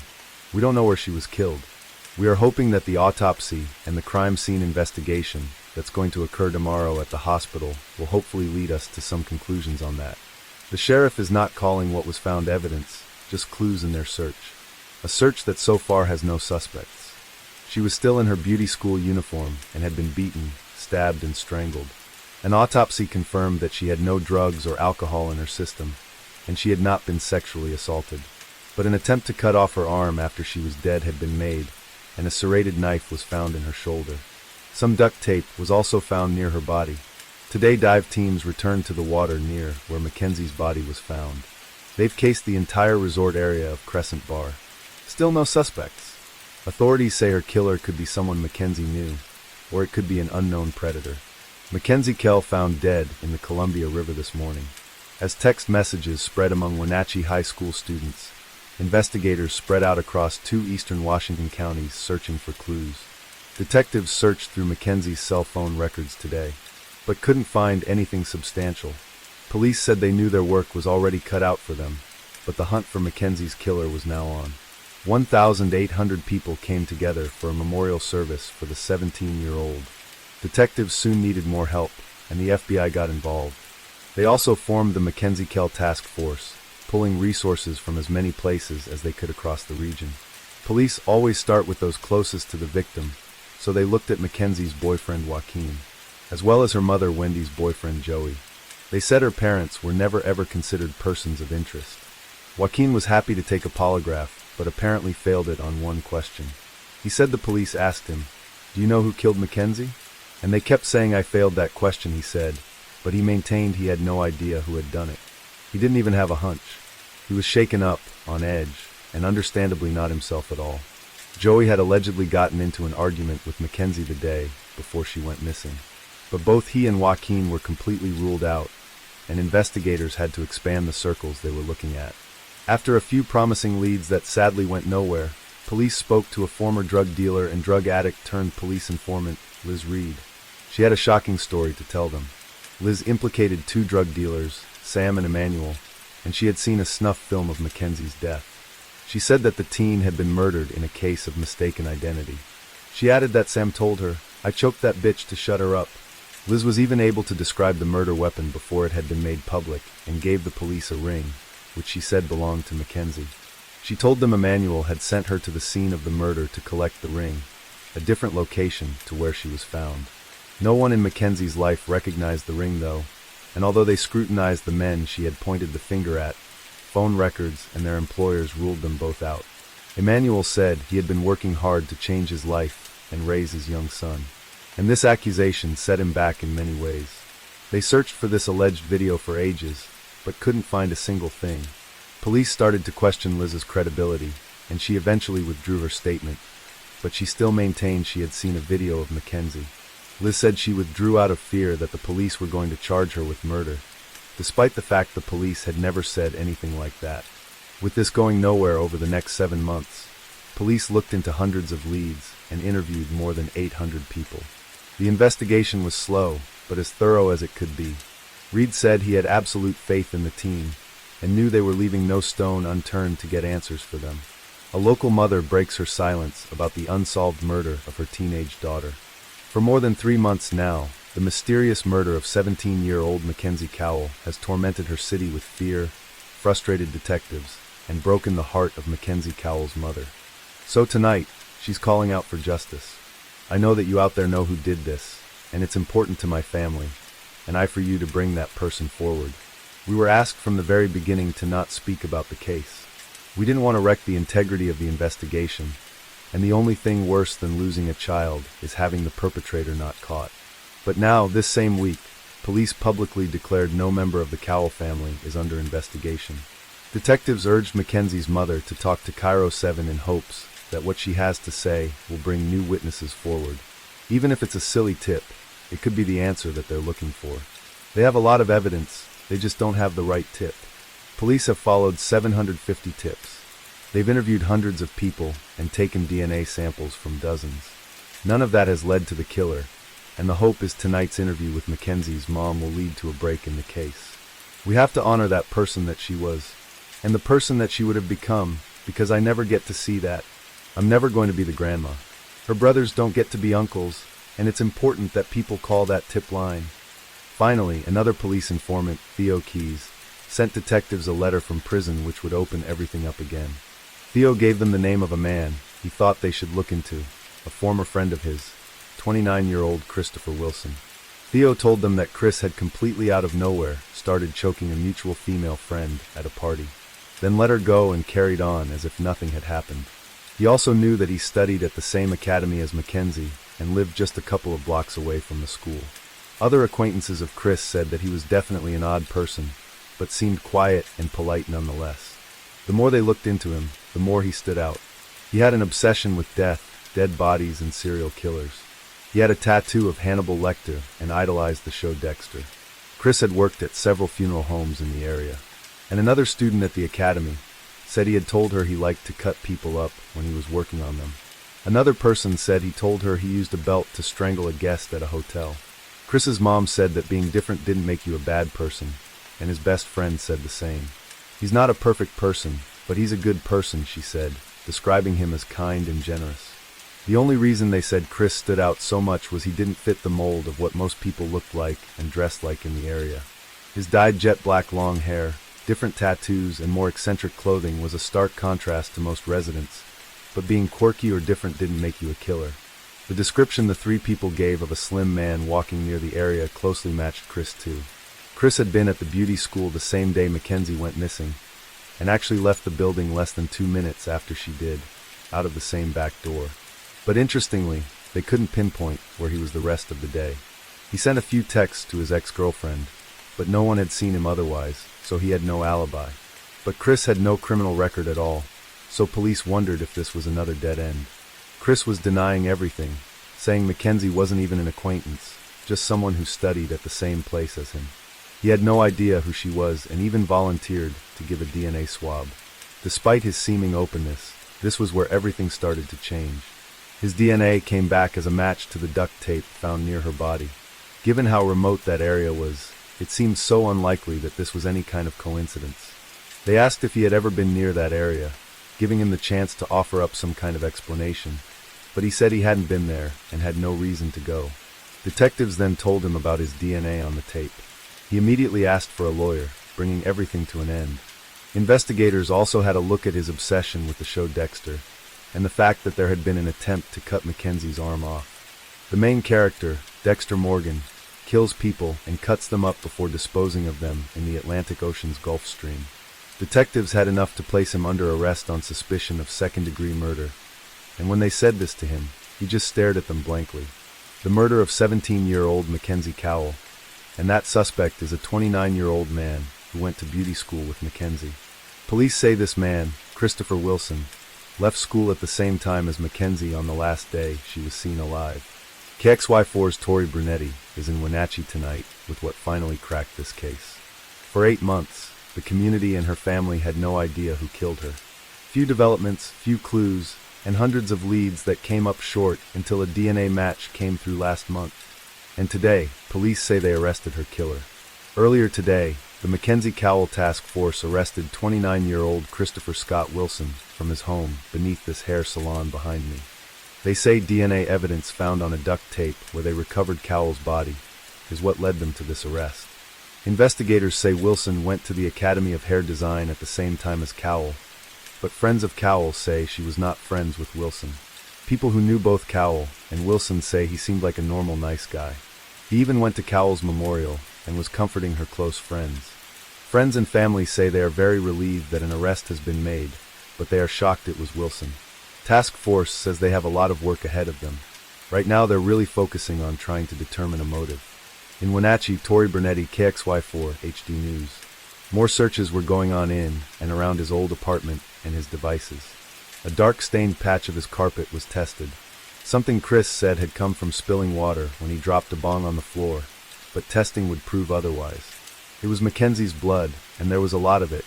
Police could now tell she had been killed inside his apartment. It is unknown what conversations took place between Mackenzie and Chris, if any, or how she ended up in his building. They didn't seem to be friends on social media, but her father Reed said she would never have gone with anyone she didn't trust. Did they talk in school more than people realized? Was she forced there or lured there? It really is not known. Wenatchee police have made a second arrest in connection with the Mackenzie Cowell murder case. Now 22-year-old Tessa Maria Skylman was arrested in connection with this case. Another twist in an already dark case came when police announced a second arrest had been made. 22-year-old Tessa Shillman, a friend of Chris's, she was arrested on suspicion of first-degree rendering criminal assistance and obstructing a public officer. Detectives said photos found on Chris's computer showed Tessa seemingly posing on a spot on the floor of Chris's apartment where Mackenzie's blood had been found. But Tessa told police she was photographed by Chris without realizing she was on the stain. A video had also been found, taken when Chris was moving out of his apartment.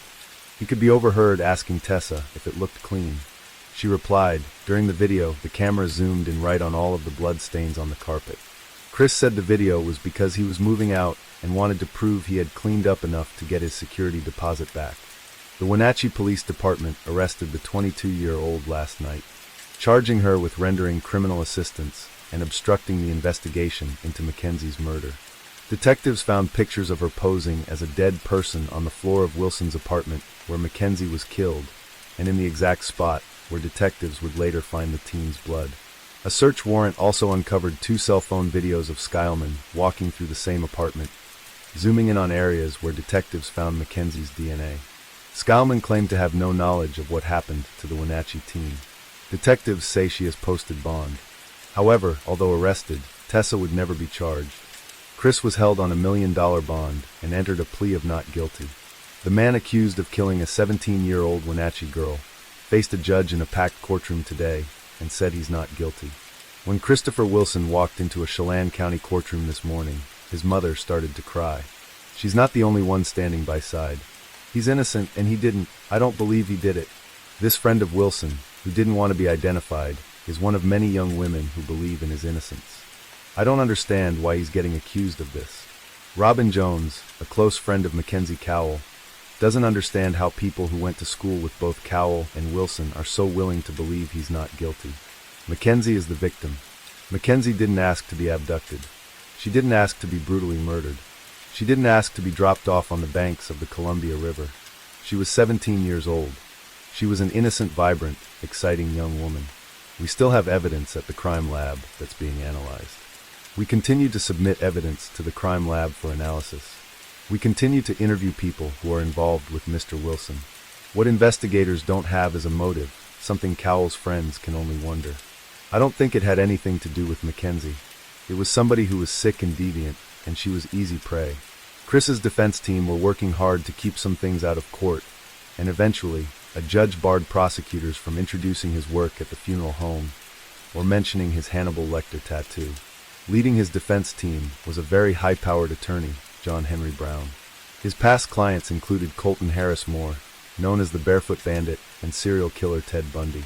His team even went as far to suggest that the case was corrupt and law enforcement could have planted Mackenzie's blood on his carpet. They said that the real killers were probably Sam and Emmanuel, the same people that Liz had pointed the finger at. Chris's mom said she believed there was a conspiracy against him to frame him as well.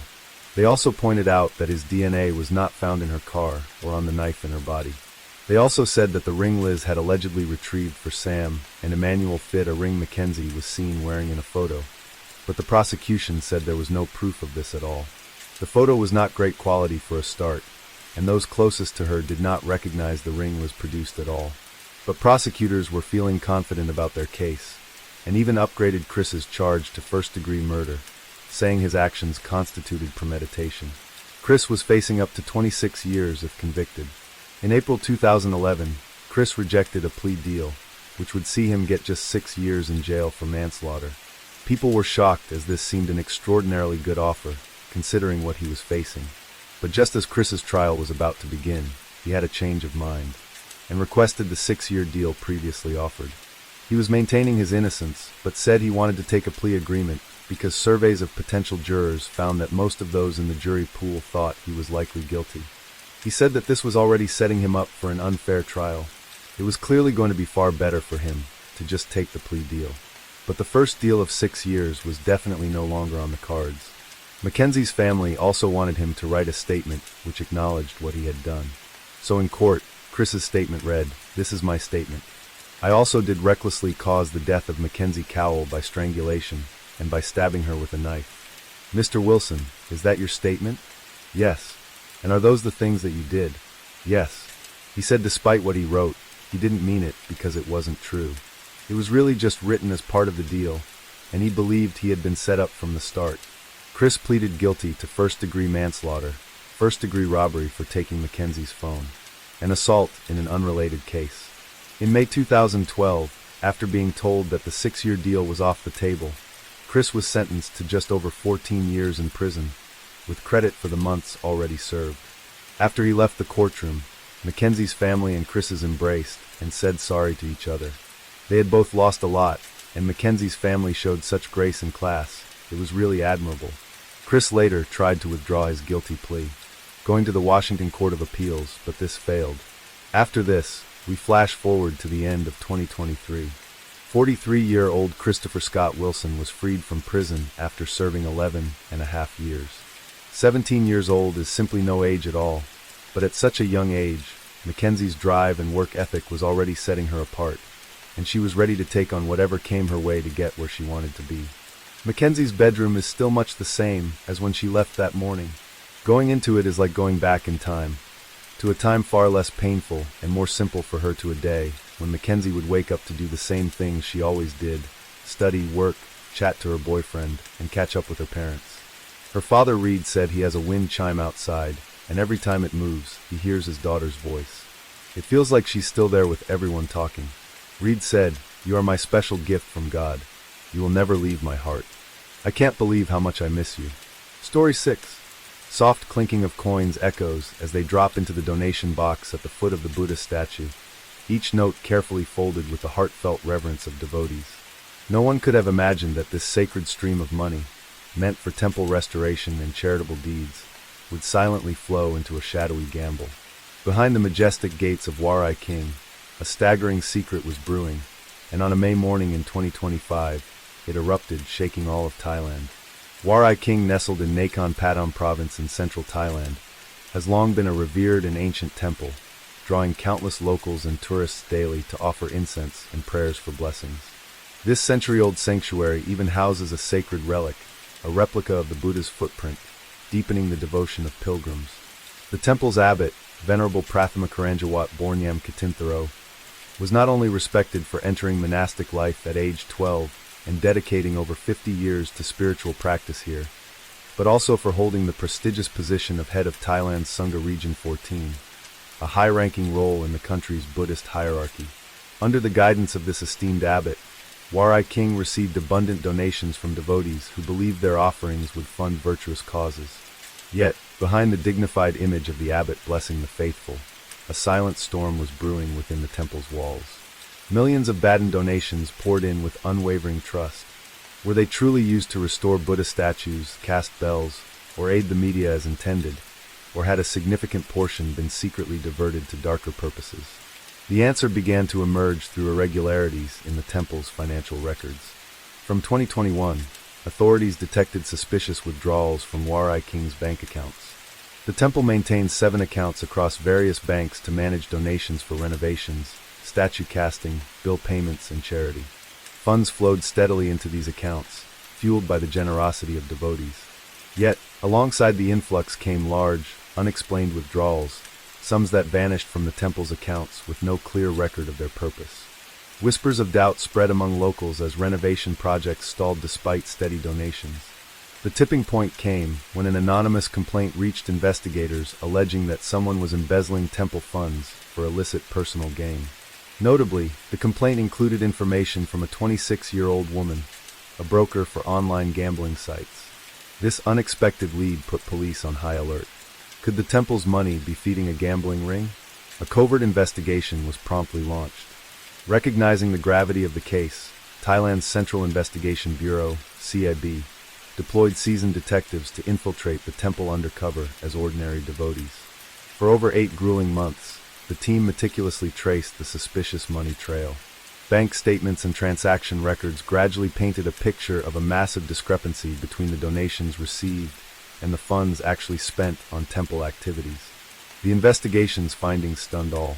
Whenever devotees' offerings arrived, Abbot Prathama Kiranwath instructed the temple's management or trusted aides to withdraw 1 to 2 million baht at a time, secretly funneling it into his personal account. From there, the money was transferred to the aforementioned female gambling broker, who fed it into online casinos, primarily for baccarat games. In essence, the revered abbot had transformed sacred donations into gambling chips in a high-stakes digital underworld. Initial tallies revealed that in just 11 of the clearest transactions, Fright funneled approximately 63 million baht, roughly $1.75 million to the gambling broker for wagering. The abbot's personal account was also linked to a web of other gambling-related accounts, with total transactions exceeding 500 million baht, about $13.9 million, encompassing both wins and losses. These staggering figures exposed a systematic years-long scheme of embezzlement, executed with chilling precision. Shockingly, in the grip of his gambling addiction, the abbot appeared to have drained the temple's coffers. As donations dwindled, resorted to borrowing from fellow monks at other temples, with loans reaching hundreds of thousands, or even 1 million baht. For a revered monk like Pratham Kiranwad to borrow from peers signaled a gambler's desperation.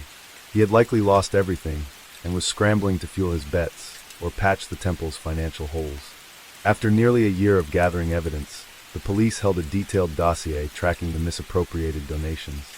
On the morning of May 15, 2025, as authorities prepared to request an urgent arrest warrant for Venerable Prathama Kiranwad, the abbot, perhaps sensing the net closing in, surrendered himself.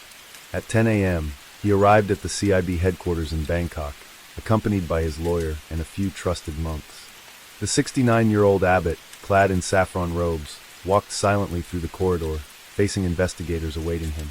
Just hours earlier, he had presided over the temple's main hall, surrounded by hundreds of devotees. Now he stood as a suspect encircled by police, a jarring image that left Thailand reeling. Venerable Pratham Kiranwad, in his saffron robes, bowed his head at the CIB headquarters on May 15, 2025, a moment when a revered monk faced the weight of the law. The spectacle of the abbot being escorted to the police station sent tremors through Thailand's Buddhist faithful. The sight of a venerated monk, draped in saffron robes, standing in the austere halls of justice was unthinkable for many. At the Central Investigation Bureau, CIB, Prathama Kiranwad cooperated, but steadfastly rejected accusations of embezzlement and gambling. He insisted it was a misunderstanding, claiming the financial dealings had legitimate aims. Yet, confronted with irrefutable financial records, his explanations failed to sway anyone. By midday, the Criminal Court for Corruption and Misconduct issued a detention order to facilitate further investigation. Prathama Kiranwad faced formal charges of embezzlement and exploiting his authority for personal gain, grave offenses typically leveled against public officials. His role as head of Sangha Region 14 granted him powers akin to a government functionary, leading Thai law to treat him as a corrupt official plundering public offers. Simultaneously, authorities apprehended Arunoan Wangthapan, a 28-year-old woman who acted as the conduit for the abbot's gambling funds. Previously arrested in 2024 for ties to a gambling syndicate and released on bail, Her continued role underscored the cunning and sprawling nature of the gambling network, which had long been under police scrutiny. As news of the heiress spread, the public reeled not only from the vast sums misappropriated, but from the betrayal by a senior monk. Public outrage intensified because Father Machairenwad was still cloaked in monastic robes at the time of his arrest, having not yet disrobed. Many demanded to know how someone accused of defiling Buddhism's honor could still claim the mantle of a monk. This outcry spurred swift action. Soon after his detention, he was stripped of his robes, compelled to renounce his monastic status and face the law as a layperson. Local reports confirm he exited the Sangha shortly after his arrest. The scandal at Wat Rai King extended beyond the abbot's downfall. As the investigation widened, police uncovered another pivotal figure, Ekafat Fukang, a 25-year-old former aide to the abbot. Once a young monk known as Framaha Ekafat, he was entrusted with key duties by Father Machairenwad. That trust was abused for illicit ends. On the night of May 16, 2025, just 24 hours after the abbot's capture, the Cybercrime Investigation Bureau, CCB, arrested Ekafat at a government office in Bangkok under a court warrant. He was accused of deep complicity in the gambling scheme, routinely transferring large cash sums, ranging from tens to hundreds of thousands of baht, on the abbot's orders to Erna and Wangthapan's account, the critical link in the gambling pipeline. Before investigators, Ekafat confessed to making the transfers, but claimed he was unaware of the money-fueled online casinos. While this may have been a plea to mitigate guilt, his actions undeniably helped the abbot mask the scheme for years. He now faces a slew of charges promoting and facilitating online gambling, money laundering, and aiding in money laundering. These allegations expose a sophisticated financial crime syndicate operating within the temple. The arrests of the abbot, his aide, and the broker reveal the broader scope of the scandal. Not the solitary misdeed of a greedy individual, but an intricate web of corruption and gambling woven into the fabric of a sacred institution. Thai authorities pledged to deepen the probe, vowing to follow every clue to expose any additional clergy or external accomplices involved in this shocking affair. Though Wat Rai Kink stands as a sobering warning, crime can infiltrate even the most sacred spaces when oversight and accountability lapse. What led a revered monk, who devoted decades to the temple, to spiral into the abyss of gambling? The roots likely lie in a lethal mix of greed and gambling's addictive grip. Buddhist teachings condemn gambling for stoking desire, anger, and delusion, which corrode the mind and soul. Yet Father Machairenwad, meant to embody these principles, succumbed to its lure. It may have started with a fleeting curiosity or a playful try, but the gambling maelstrom pulled him into a world where wins and losses drowned out reason. As debt mounted, rather than seeking redemption, he plunged deeper, covertly diverting devotees' donations to chase illusory victories, deluded by the hope of winning big to cover his tracks. This is the classic gambler's trap. The more they lose, the more frantic they grow. The more they chase, the further they fall. Power and greed may have further dimmed his judgment. Overseeing a prominent temple, with donations flowing freely, he may have come to view the funds as his own to wield. The absence of independent financial oversight left a gap that Father Machairenwad exploited unchecked. His high rank likely bred a sense of untouchability, convincing him his actions would go unquestioned or undetected. This belief in being above scrutiny is a perilous pitfall that fuels abuse and moral erosion. The tragedy of this saffron-clad gambler also lays bare a shadow in modern monastic life. When a monk holds vast wealth and worldly power, the risk of straying from spiritual discipline looms large. For years, Father Machairenwad led a double existence. By day, he performed rituals and accepted offerings with solemnity. By night, he may have been fixated on online betting screens. The strain of balancing monastic vows with forbidden vices likely eroded his character, dissolving the boundary between right and wrong. By the time he grasped the depth of his descent, it was too late. The once esteemed monk had morphed into a compulsive gambler, dismantling over half a century of spiritual legacy with his own hands. In Thailand, where Buddhism is the national religion and monks are deeply revered, the Wat Rai King scandal struck like a seismic jolt, fracturing public faith. As the story broke, Thai social media and forums erupted with anger and dismay. Many voiced disillusionment, some swearing off temple donations entirely. "I'll give to hospitals or schools from now on, not temples," one ex-user wrote bitterly. Others sought to preserve their faith, cautioning against condemning all monks for one man's sins. "Not every monk is corrupt, don't judge them all," another ex-post urged. Despite differing sentiments, Thailand's Buddhist community grapples with a profound crisis of trust. The Thai Sangha acted quickly to quell the unrest.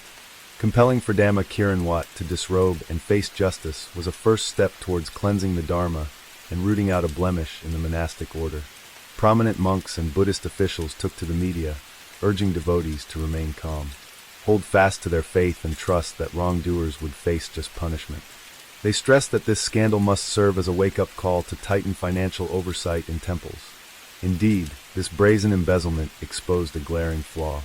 Temples receive vast donations, but often lack transparent monitoring, unwittingly opening the door for exploitation. Meanwhile, media delved into Fradama Kiranwat's past and criminal descent. Painful details such as borrowing money from fellow monks to gamble or calmly performing rituals while siphoning funds fueled public outrage. The scandal also evoked memories of recent financial controversies in Thai Buddhism. Just last year, a similar case unfolded. The former abbot of Wat Fradamakiri, Frajan Korm, was sentenced to 468 years in prison for embezzling nearly $8.3 million in donations. Though Thai law caps actual prison terms, the symbolic 468-year sentence underscored the judiciary's resolve to combat corruption among monks. Yet this precedent seemingly failed to deter Fatima Kiranwat and others like him from their downward spiral. After his arrest, Fatima Kiranwat now reverted to his lay name Yen Min Kronko, and his accomplice Arun Yuan were transferred to Bangkok for further investigation. At the Central Criminal Court for Corruption, prosecutors finalized the indictment, charging him with embezzlement and abuse of authority for personal gain. His roles as abbot and senior Sangha official equated to a position of public trust. These are gravely serious corruption charges, carrying potential sentences of decades in prison.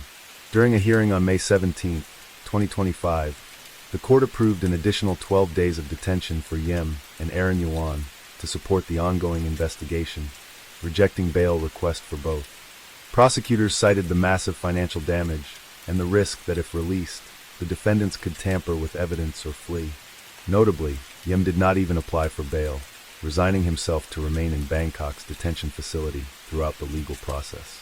At 69, after losing everything, his monastic career, reputation, and freedom, Yem likely realized a harsh sentence was inescapable. As of early June 2025, the case remains under active investigation. Thai police continue to trace related assets and money flows while expanding the probe to other figures in the criminal network. Within the Sangha, the roles of abbot of Wat Rai King and head of Region 14 have been temporarily reassigned to other monks to restore stability to local religious life. Devotees still visit the temple to pray, but the atmosphere is forever altered, at least until justice is served and trust is rebuilt. If convicted, former abbot Yem Katentharo faces a severe penalty. Given the precedent of Frajan Kam's 468-year sentence, for a comparable sum, Yem could receive a centuries-long symbolic sentence, though actual time served may be reduced under Thai law, which limits total imprisonment. He will almost certainly spend his remaining years behind bars. For a man who devoted nearly his life to monasticism, this is a bitter and costly reckoning, a fitting end for one who betrayed the values he once embodied. The saga of Fradamakranwat is a tragedy on multiple levels. The fall of an individual, the wounding of a religious community's faith, and the misuse of sacred donations. From a revered monk, he turned himself into a pariah who tarnished the sanctity of the temple. On a deeper level, the case sounds an alarm for Thai Buddhism.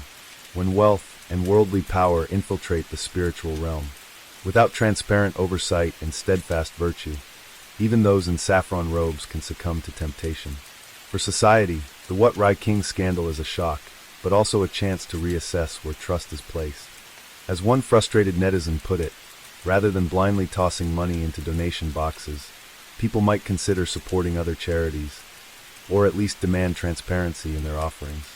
Yet most Buddhists recognize that one bad apple shouldn't erode faith in the Dharma. Calls to avoid blanket judgment reflect hope that, after the scandal, Thai Buddhism will purify itself and emerge stronger. And so today's case draws to a close. The image of donation money, symbols of devotion thrown into the fires of gambling, will haunt Thailand for years. The Wat Rai King case will eventually conclude with fitting sentences for the guilty, but its echoes will linger as a costly lesson. It's a lesson about vigilance against greed, the necessity of transparency in all institutions, and above all about trust. Trust must be placed wisely, guided by reason rather than blind devotion. Only then can sacred offerings truly bring light to the world, rather than being lost to the dark gambles of stories like this one.